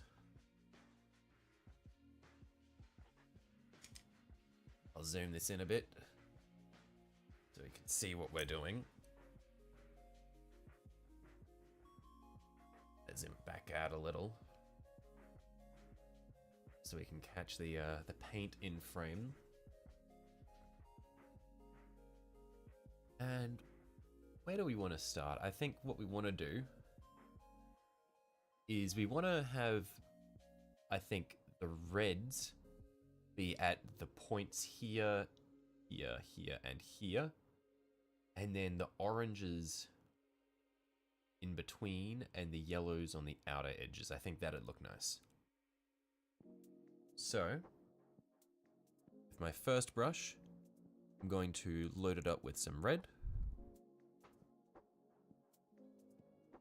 Make sure the consistency is nice and smooth.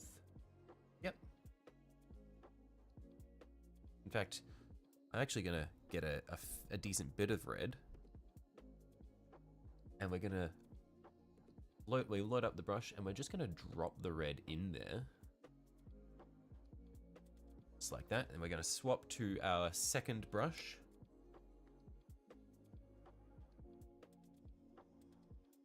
And pick up some of the orange. Load it up with the orange. We're going to drop it back down here at the end. We're going to brush it up this way.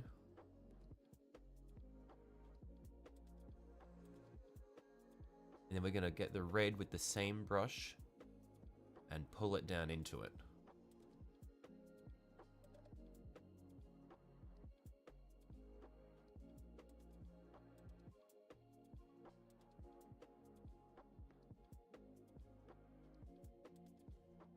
Then what I'm going to do, I'm going to clean this brush,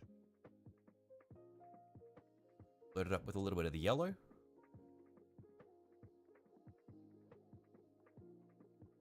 touch it at the end there, and since I've still got the wet orange there, I'm going to clean the brush off, and then just with a wet brush, just drag it through in that direction.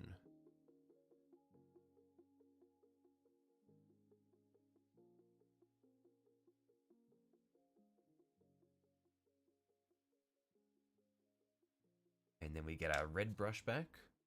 I'm going to zoom in now so we can see what's happening a bit easier.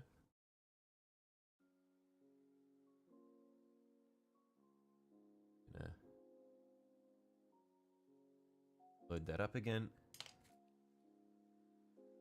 Then wet brush.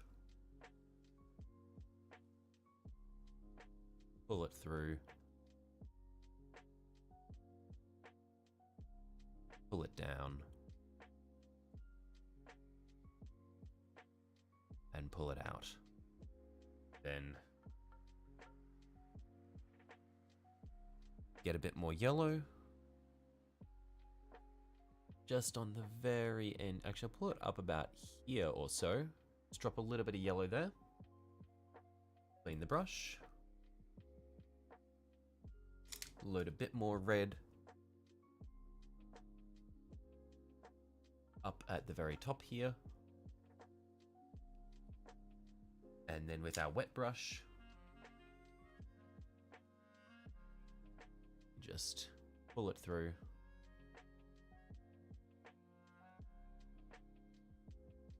All the way down through the yellow that we placed and out the end.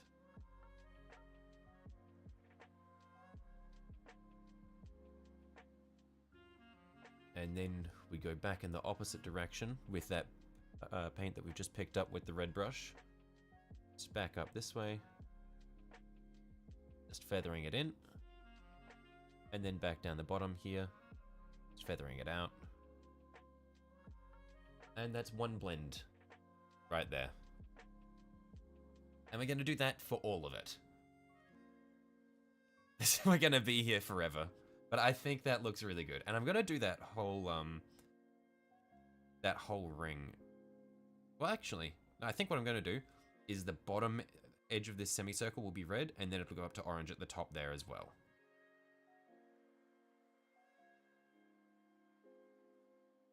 So let's do that again.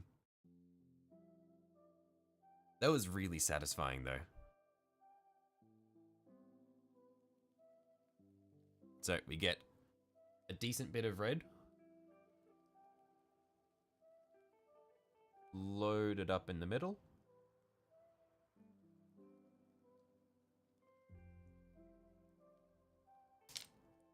And we get a teeny bit of yellow. Pop it down the bottom here.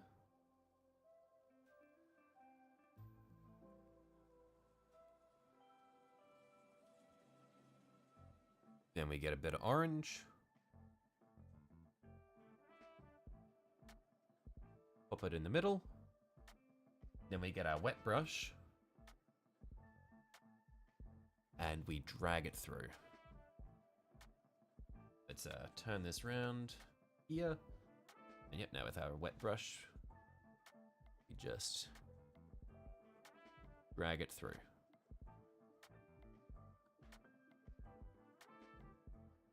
And then we go from the bottom, we drag the yellow up.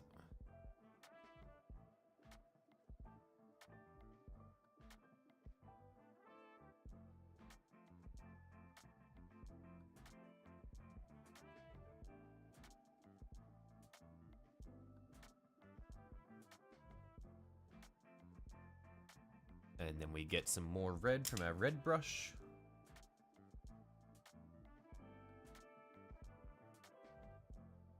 We'll load that back up.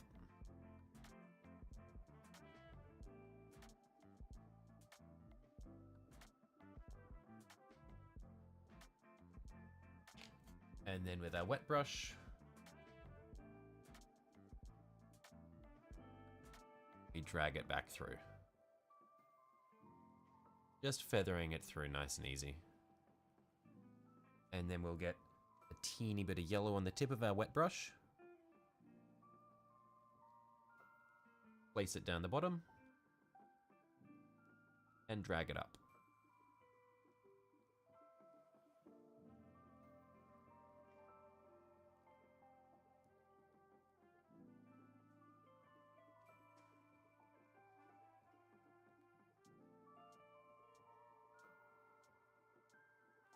And that's looking really good.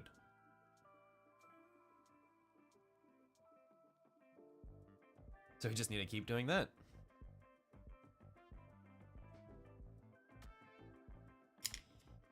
So we load up our red brush, get a nice big dollop of it, pop it here.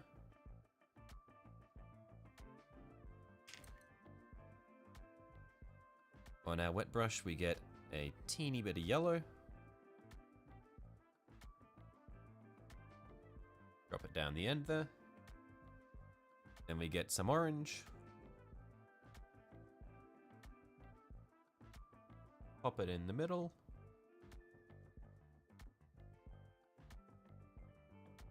Then with the wet brush, we drag the red down through the orange into the yellow. Once we reach the yellow with the same brush, we then drag the yellow back up through the orange.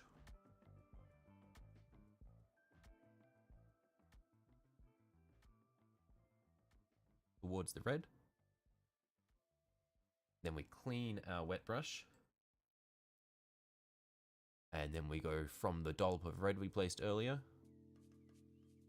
and pull it back down through the orange blend.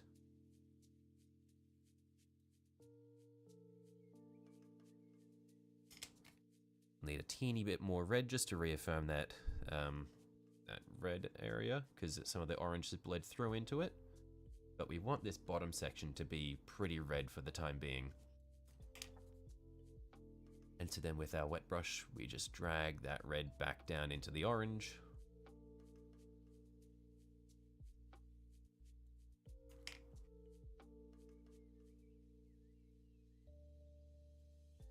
Just like that.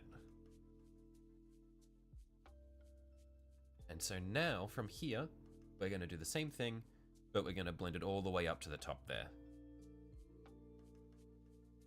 So with our red brush, we're going to drop a dollop of it here. And then with our wet brush, we're going to get a dollop of yellow. Drop it right up the top there. And then a decent bit of orange. We're going to dollop that here.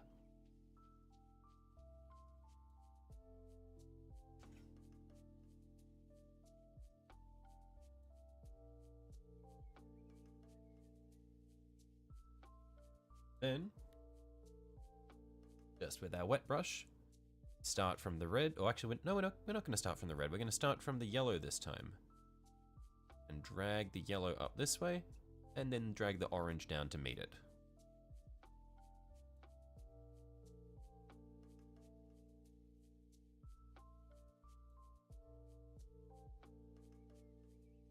And then we're going to drag the orange up this way, and then drag the red down to meet it.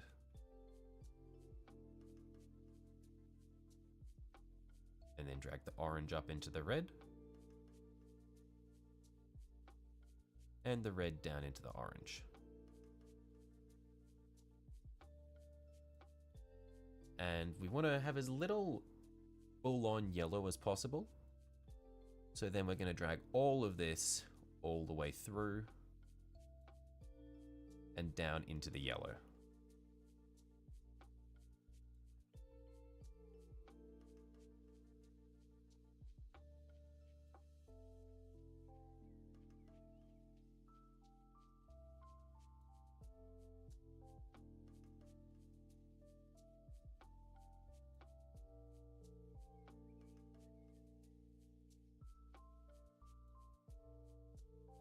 And then what we're going to do is we're going to get a dollop of red and put it on this side, just like so.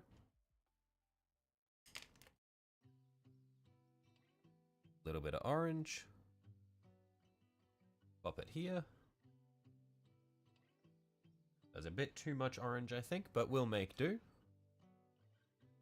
And then with our wet brush, we're going to drag the red down and the orange up. And then the red, and then the mix all the way down. If I can get this in focus. We're going to drag this all up here.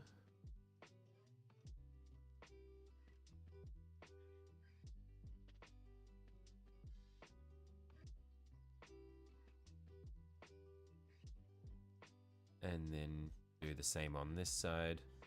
Just try to give it a nice smooth finish. Just like that.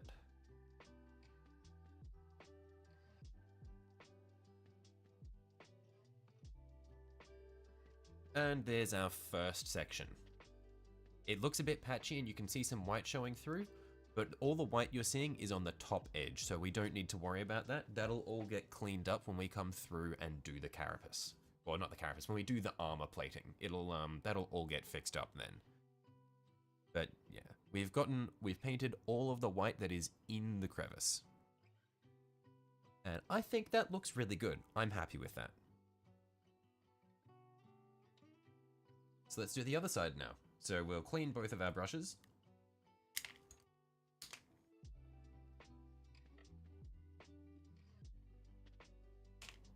And let's do the other one. So once again, first brush, we'll load it up with a dollop of red.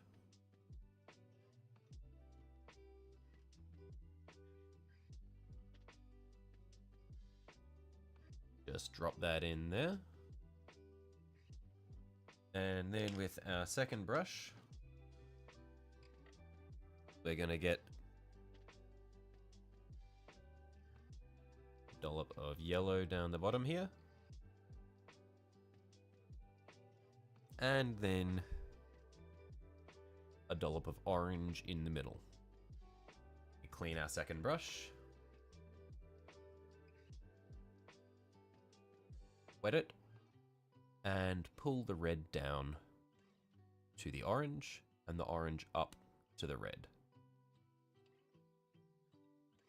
And then the red down to the orange and through the orange down to the yellow, which we then pull up to the orange.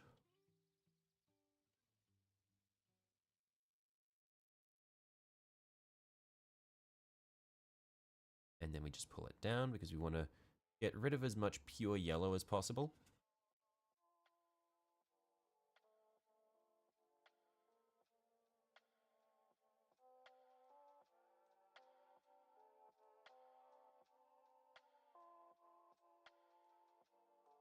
Because we don't really want yellow to appear in the energy, or in these energy effects. We more just want it to be...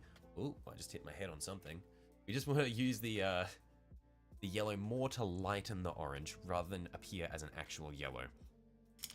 And what we'll do now is it's looking a bit orange, so we're gonna get a bit more red on our red brush.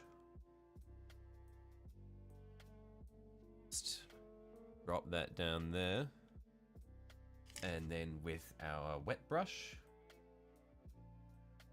we're going to once again drag the red down into the orange.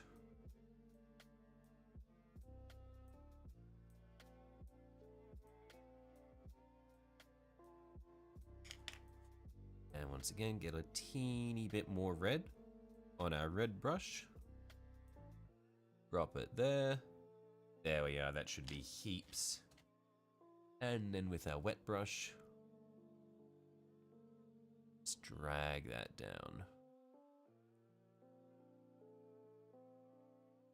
Teeny bit more moisture just to help thin it out.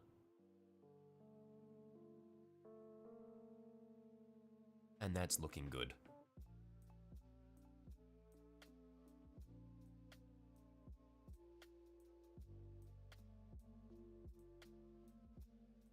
Okay.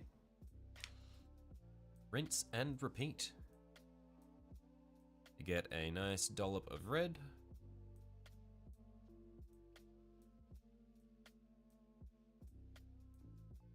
Place that there.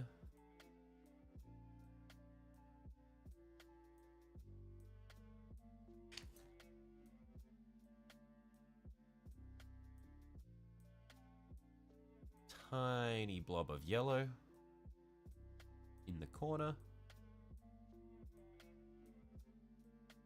And then a lump of orange. Drop it in the middle. Clean our brush. And drag the orange down to the yellow. Yellow up to the orange. Orange up to the red down through the orange.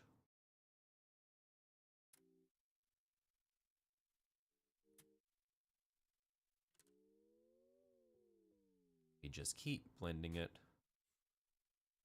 till it looks nice and smooth.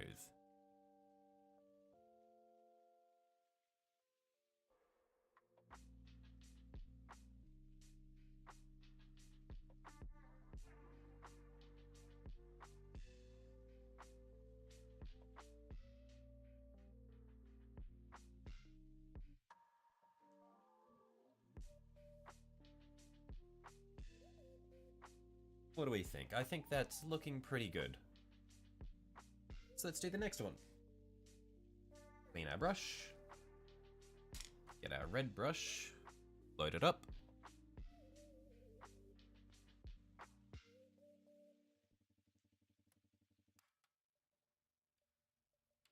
Nice large blob of red there.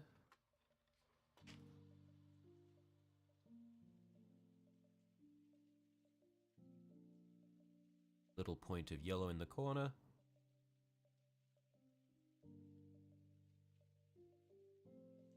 Blob of orange in the middle.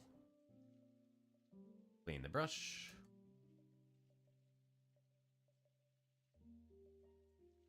And drag it through. So yellow up to orange. Orange down to yellow. Then all the way up to the red. Pull the red down through all of it.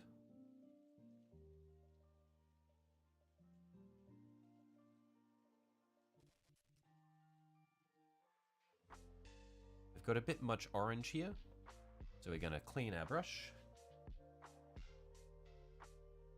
And then start back up from the red here and pull it through and down.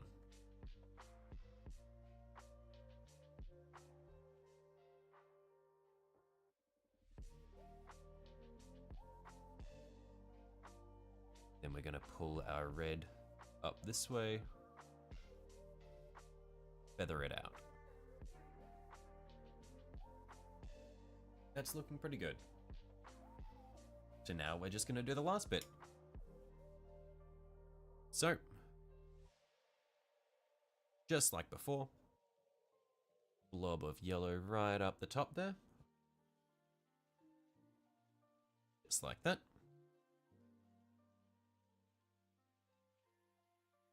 Orange in the middle.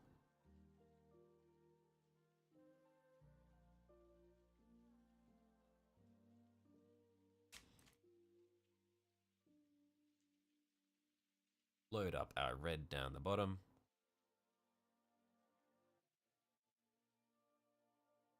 And then with our wet brush, going to drag our orange up to the yellow. And a yellow down to the orange. Orange back up to the yellow again. Pull it all down to the red. Here. And then we're going to get to our blob of red and pull it up. In it to get a better angle.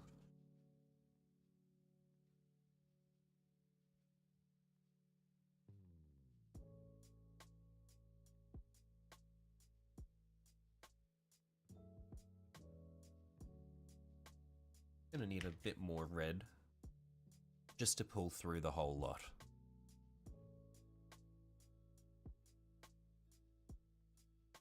Gonna load that back up down the bottom there. Clean our wet brush. And then start from the red.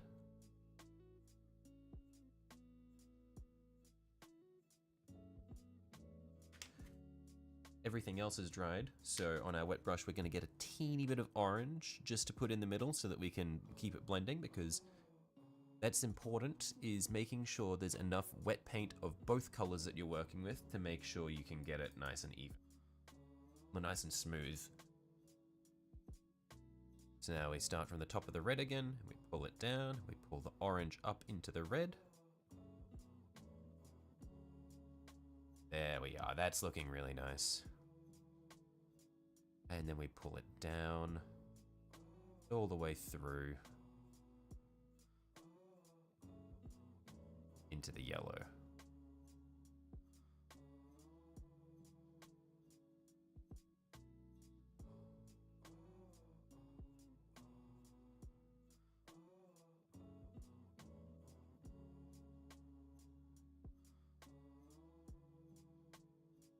And now we do the other side.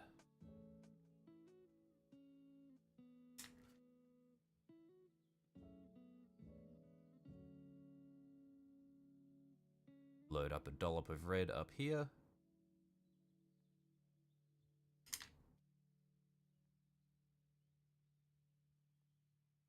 Nice big blob of orange back here.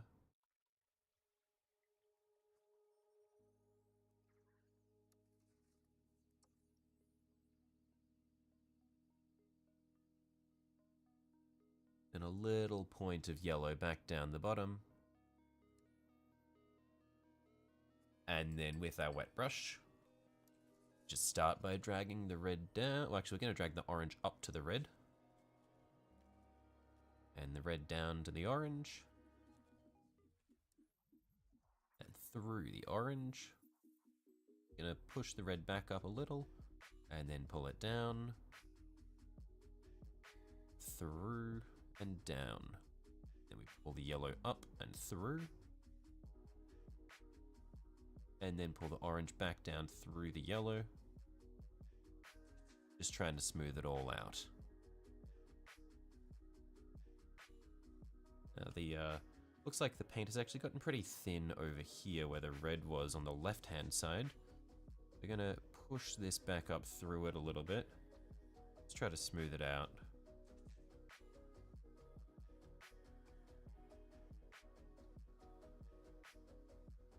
And then back up this side here.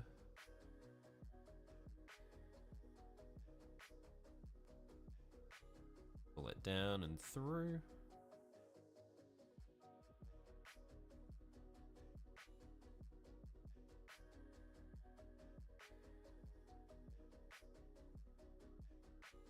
There we are. So now we've done 2 of them. I think that's looking pretty good so far. I think once we get this all done, it's gonna look awesome. It's very time consuming, but it is so fun.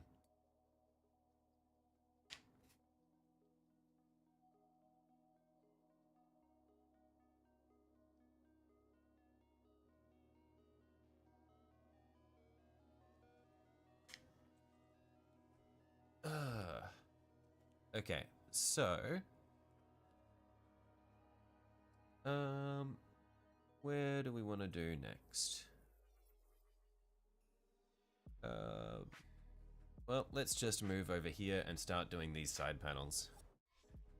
It's looking fine. Thank you. Yeah, it's been a bit of a push to get here, but this is the great part, is once you start going over the white and it starts coming together, it's so good.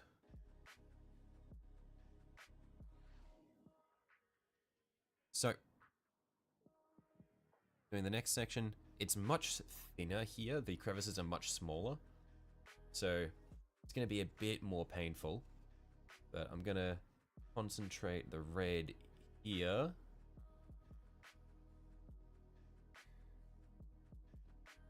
And here. And then with my second brush,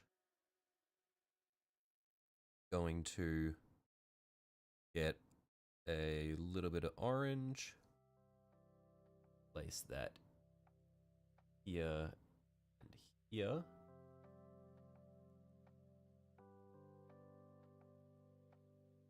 And then a teeny bit of yellow right in the middle there. That. And we're gonna clean this brush. Then with our wet brush, drag the yellow up to the orange, orange down to the yellow, orange up to the red, red down to the orange.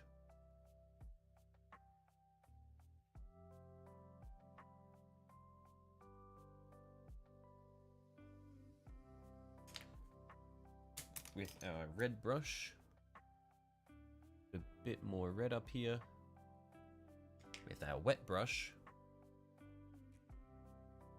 drag that red around.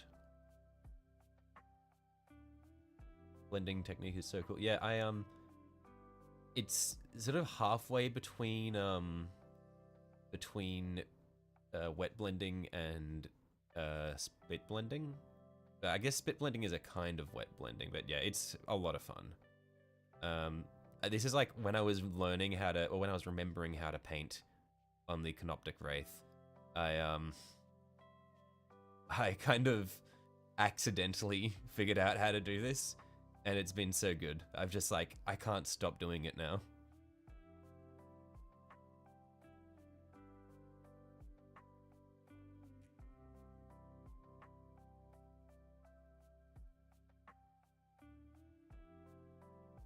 And we're just gonna drag our red all the way around this circle here, I reckon.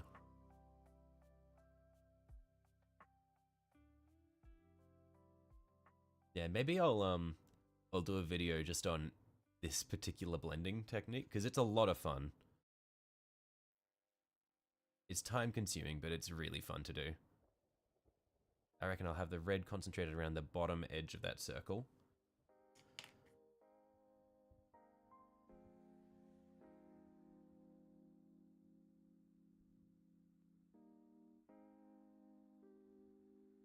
And then we'll put some orange over here in the middle.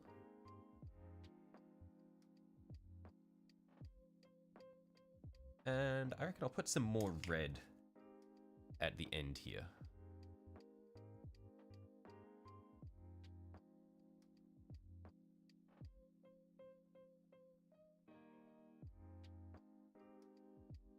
And then back with our wet brush.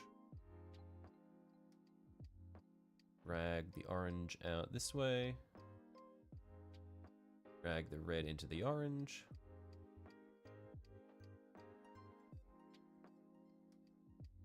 To fix up this section here.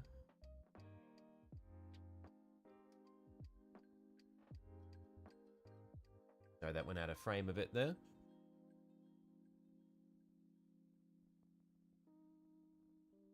Re-wet our brush.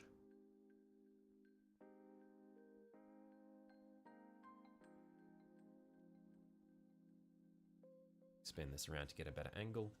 Oh, there's a big blob of water on there. Don't want that there.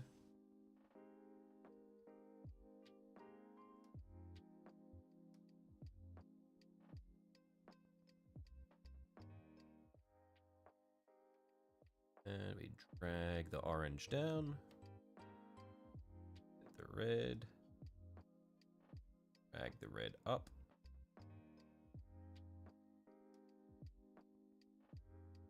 Bit awkward for me to see it at this angle. Fair bit of orange here. I'll need to clean that up a bit, I think.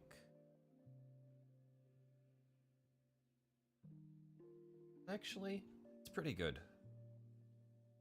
Yeah, I'm pretty chill with that. We'll just clean up the section around the circle.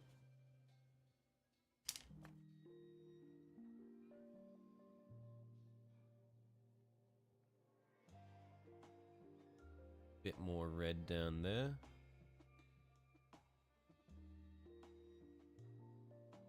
Then our wet brush. Just going to feather it out.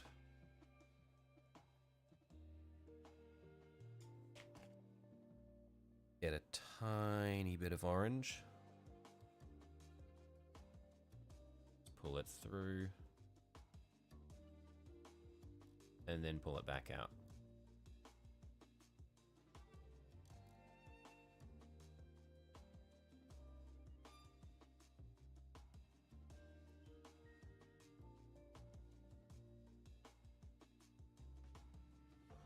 Okay, that's one tiny bit done. Okay, let's keep going with it.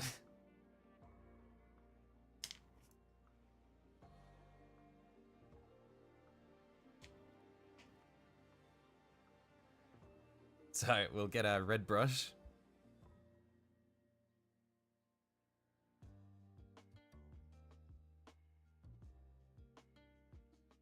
And we'll drop a bit of red right up the top there. And then a bit of red here. The bottom edge of this circle.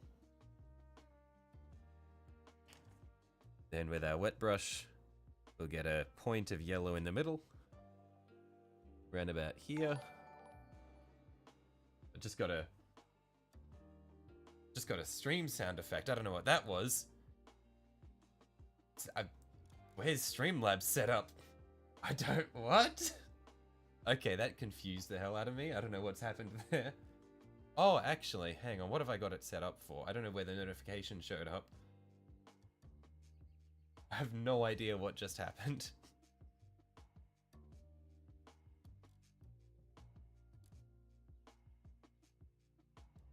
The ghosts are coming. They are. I'm scared.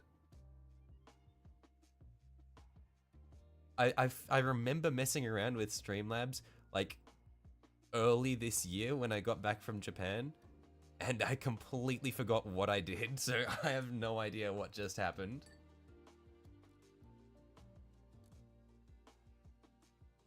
And I've also completely forgotten how Streamlabs works.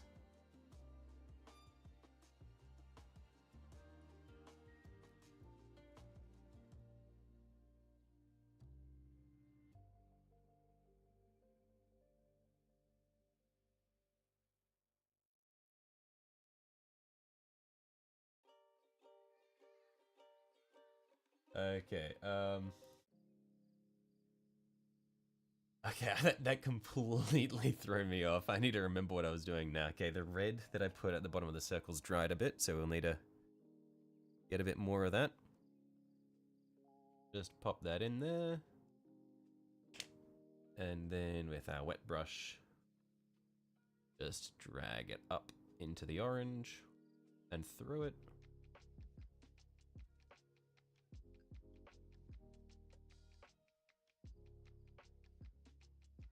We'll get a teeny bit more red at the top of the triangle here. And drag it down. Get a teeny bit more orange on our wet brush. It's there.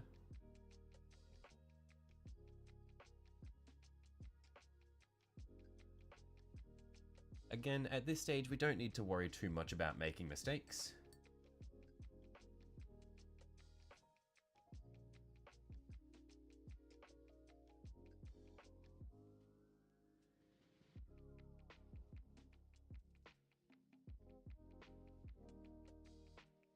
Let's just pull this all through. And then get a teeny bit more red.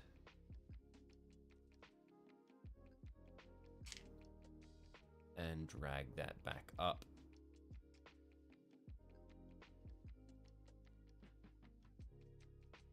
Cool. Now, I reckon we're gonna put some red at this point here.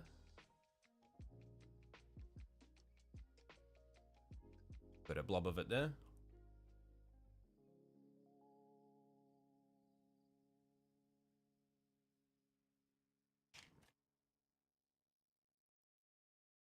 And then a bit of yellow in the middle.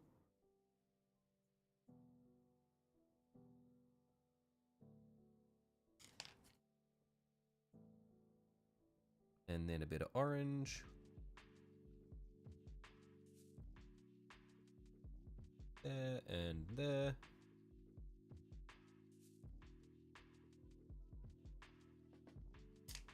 And then with our wet brush, drag our yellow out to our orange.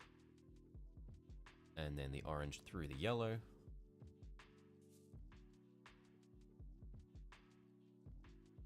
Down to the red. And through the red. This way.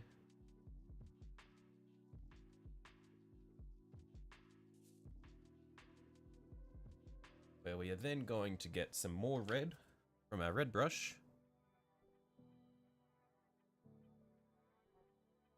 Put it in the bottom corner of this square. Then come back through with our wet brush. Get a bit of yellow. Put that here. Get a bit of orange. That here. And here.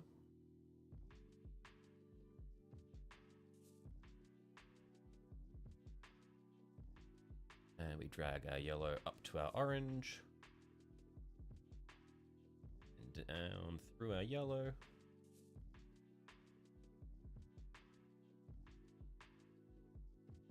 Blend our red through to that.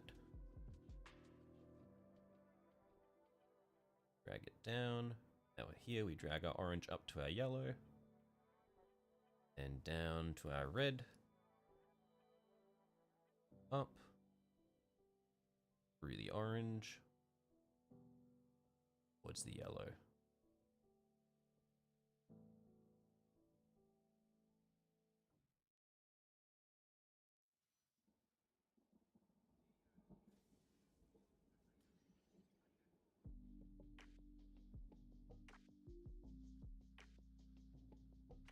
Then I'm going to finish this little section and then I'm going to go to the toilet because I have been holding it because I just want to finish this symbol. So what we're going to do is we're going to get a teeny bit of red. Back there. Restock our blob of red there.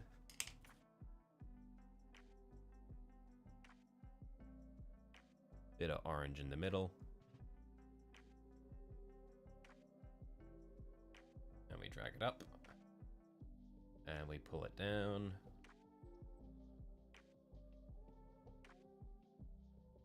Through. And then same here, we pull the red out and up.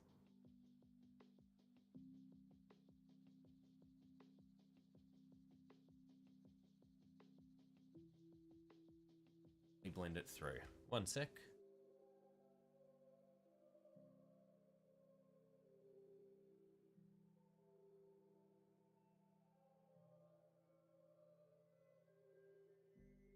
Okay, so is that looking good?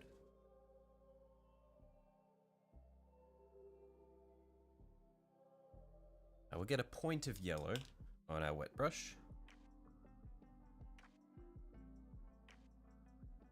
right in the middle of it.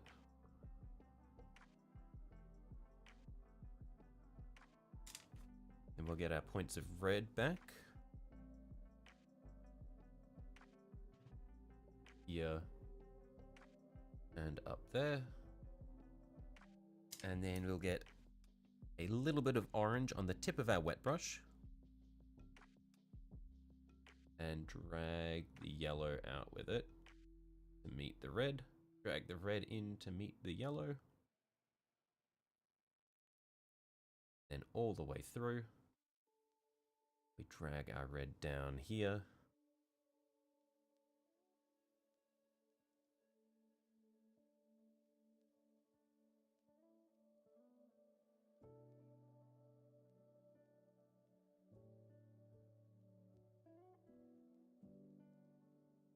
And that's looking a lot better.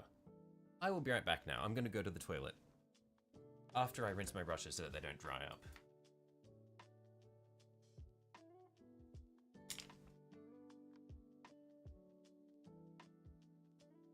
Yep. I will be back.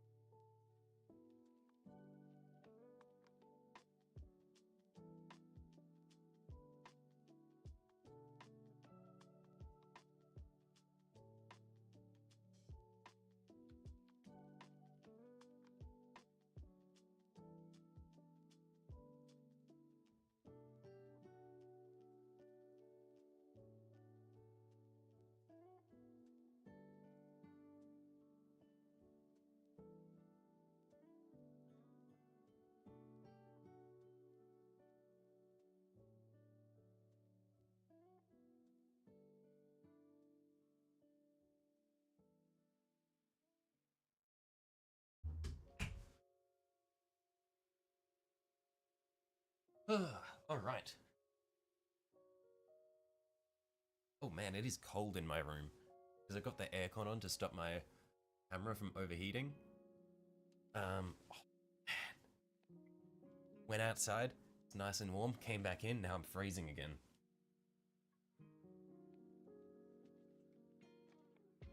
Okay. Yeah, I'm really liking how this is coming along. It's gonna be so good.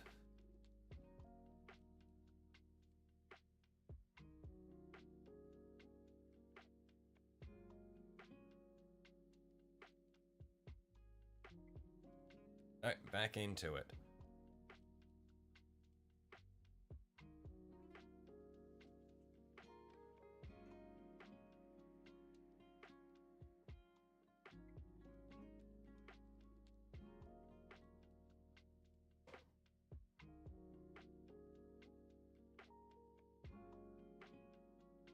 So, wet our brushes.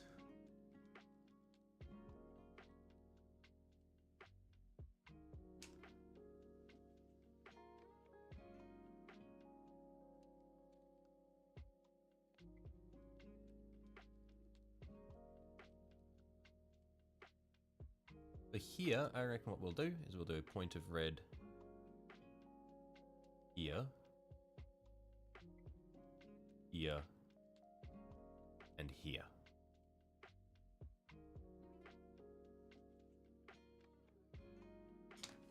Then do small points of yellow here, here, and here.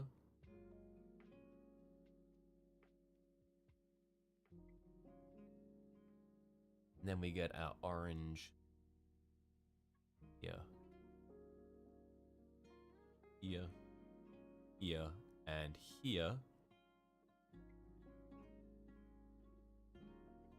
And with the orange on the brush, we're going to start from the orange here, pull it up to the yellow, through the yellow over the edge there,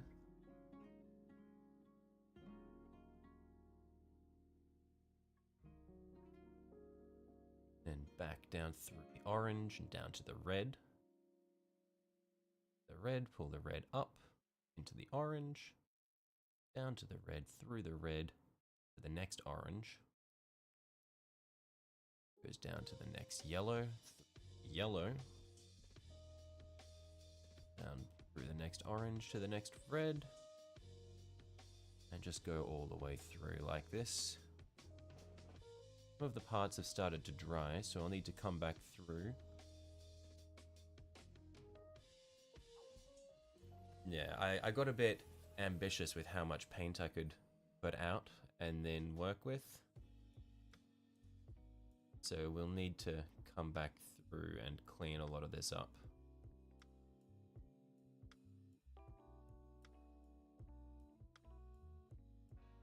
Wet our brush.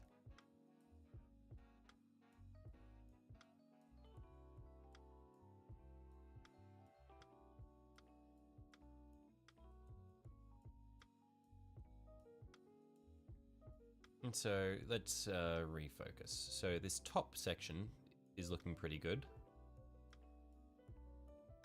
So I probably won't need to touch that. But with the red, I'll get a teeny bit of it. I'll just pick this corner out a tiny bit. And then with our wet brush, blend that back out. In both directions.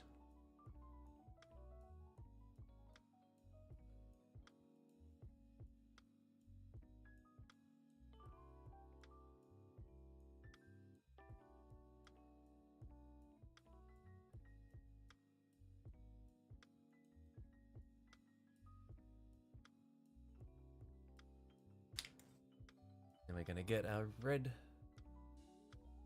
And we'll need to just go bit by bit back through the rest of this section. So, right here.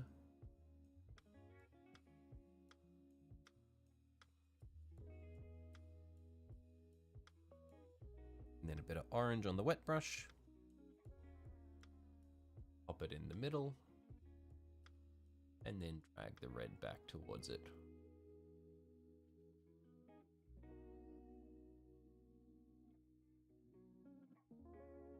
Then the orange back into the red.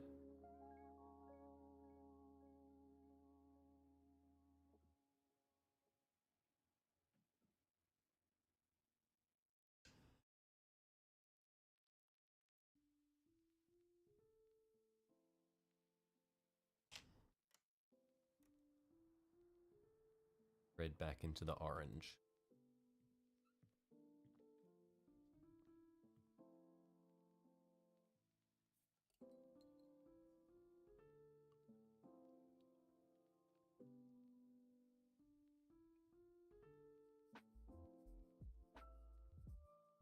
We put some more wet red down in this corner. Over here. And then we get a bit more orange. Drop that there and pull the red back through it.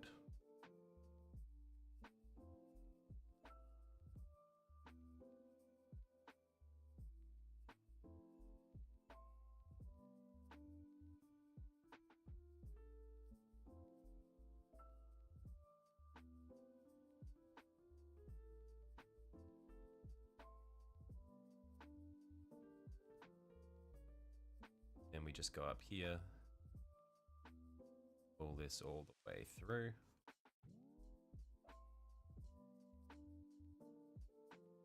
And that bit's done.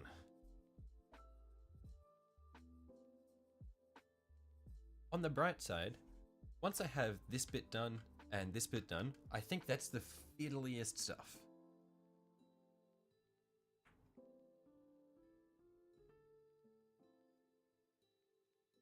And it should be pretty smooth sailing from there. Well, actually, the edge highlighting comes at the very end, and that'll be painful. Because, you think this is fiddly. On the Canoptic Wraith, which I'm following the scheme of, I thought it'd be a good idea to not only do those, to do these blends, but then after I'd done all of that, at the very end, to come through and edge highlight in purple, like around all of these little bits. So I've kind of doomed myself to that fate once I get up to that. But who knows, maybe it'll be easier this time. I don't think it will be, but it'll look good when it's done. That's the motivation.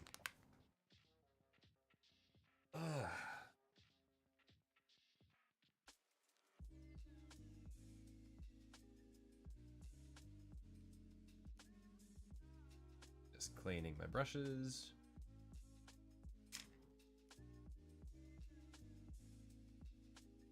So for this one, we've got a triangle in the middle. I reckon I'll do this side of the triangle as my red point and that corner as my other red point. So let's pick out our first red point. Let's do this outer corner here.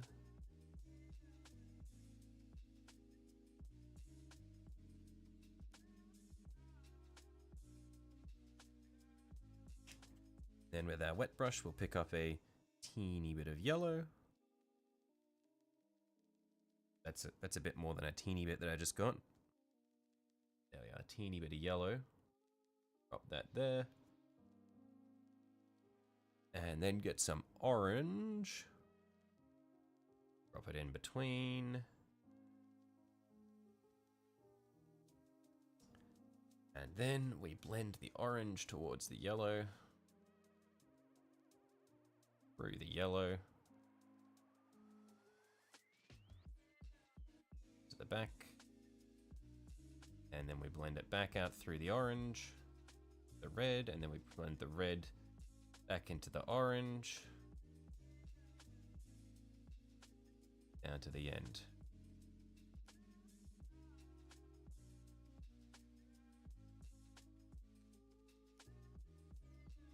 And we set up our next section.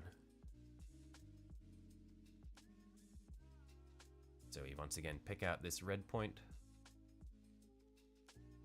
Pick out the next red point.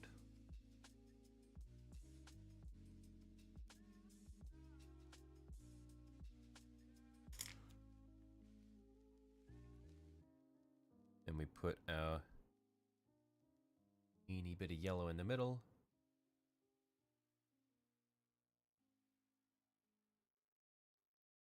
And we pick up our orange.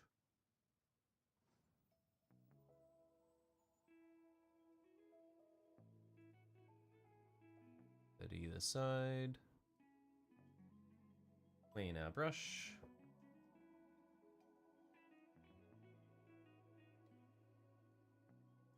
And we drag the red from here down into the orange, through the yellow,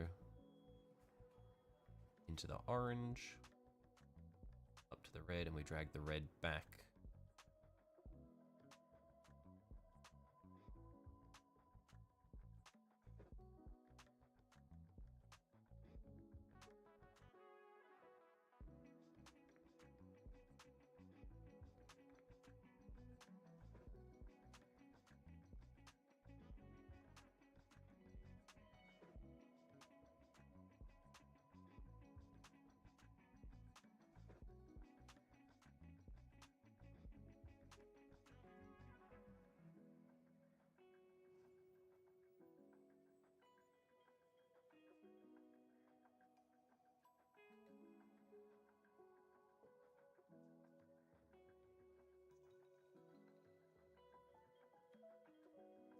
And then with our red brush, just pick that point back out again.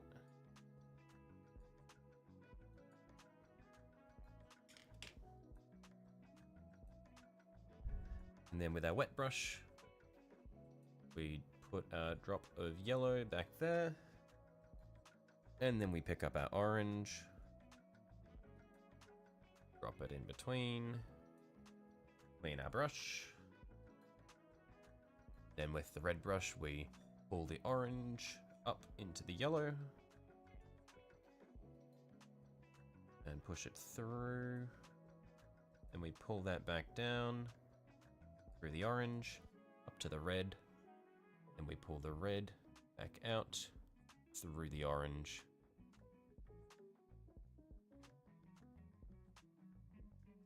Out.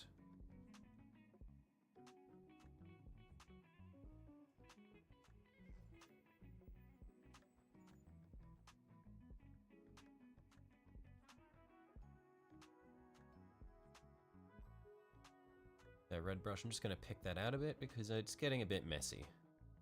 And I want it to be smooth, so just going to keep introducing little bits of orange in the places where I want the transitions to be. And then just going back and forth with my two brushes so I can get it to a color that I want it to be.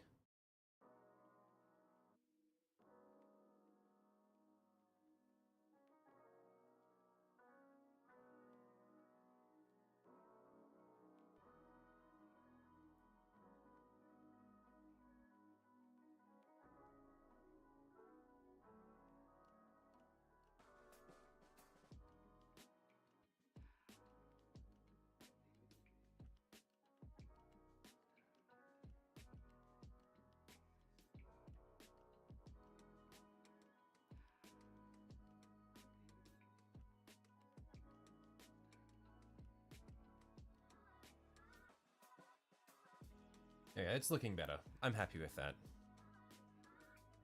I don't know where this moisture on my fingers is coming from. I think when I'm dunking my brushes, water is running down to my fingers and then I'm getting it on the model, which is really annoying.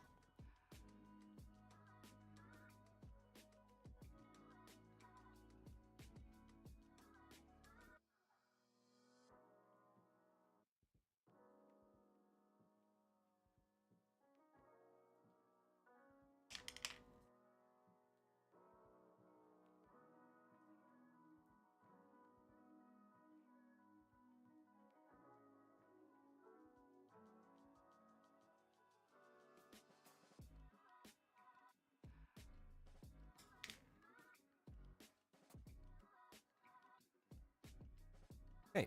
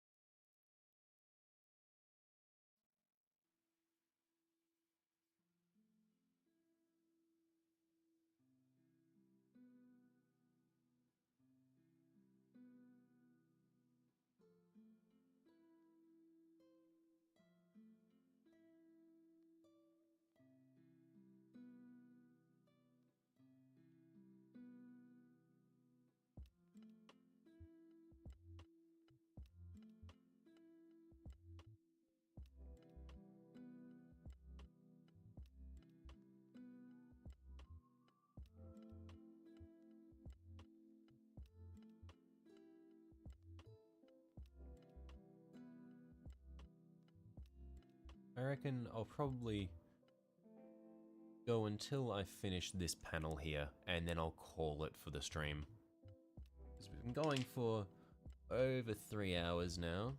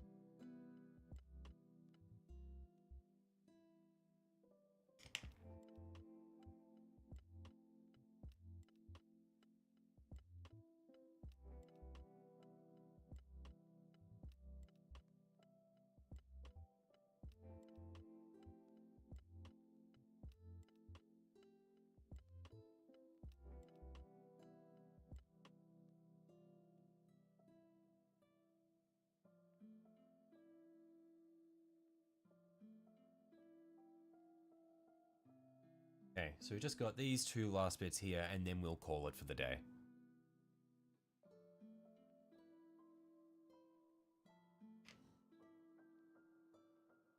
Oh, oh, dropping everything. Okay. So, do the red along the top edge of this triangle here.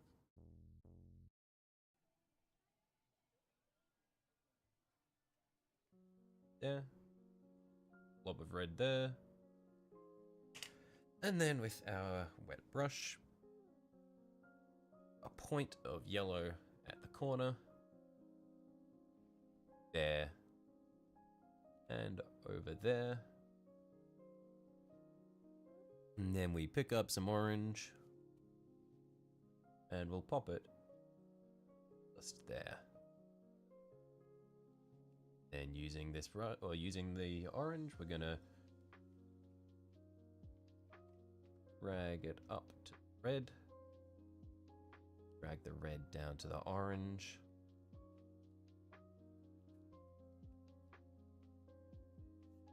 And down to the yellow. Drag the yellow up to the orange.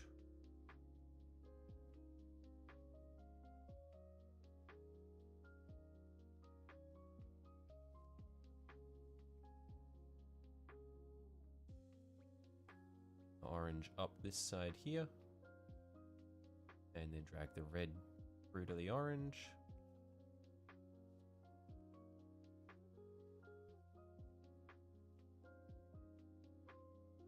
Drag the orange up again.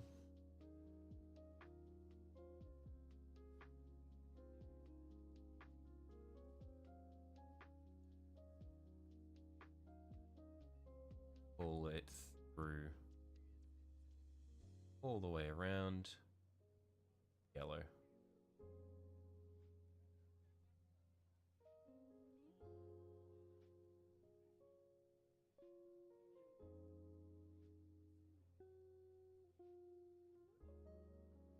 Get another point of orange. Pop it in the corner. Pull it up. And then another point of red. Pop it in the middle. Pull it back round.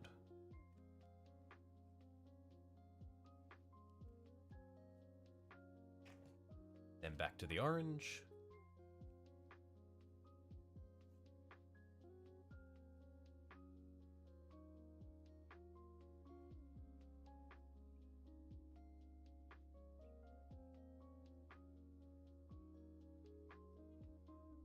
And that's looking pretty good.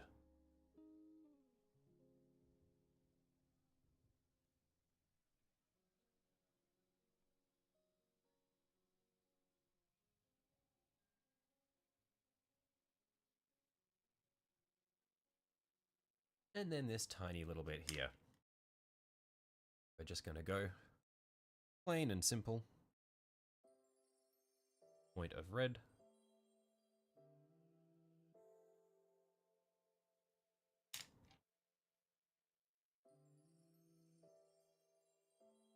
Bit of orange.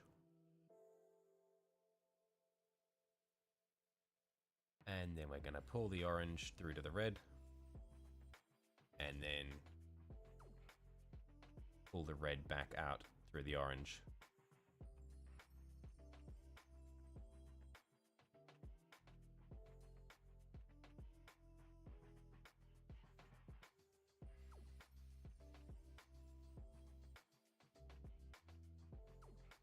Okay. So, I reckon that's probably all we'll do today. Done a fair bit of work. I think we made a lot of progress, honestly, because this is the most time-consuming part of the whole painting process for this scheme, at least, the way that I'm painting it. We've blocked out all of the sections that we're going to do in our colors, in our light effects, so we don't need to worry about that anymore. And now we're just going back through and doing the blends for everything. And I think they have come out really nicely. So we've got these here.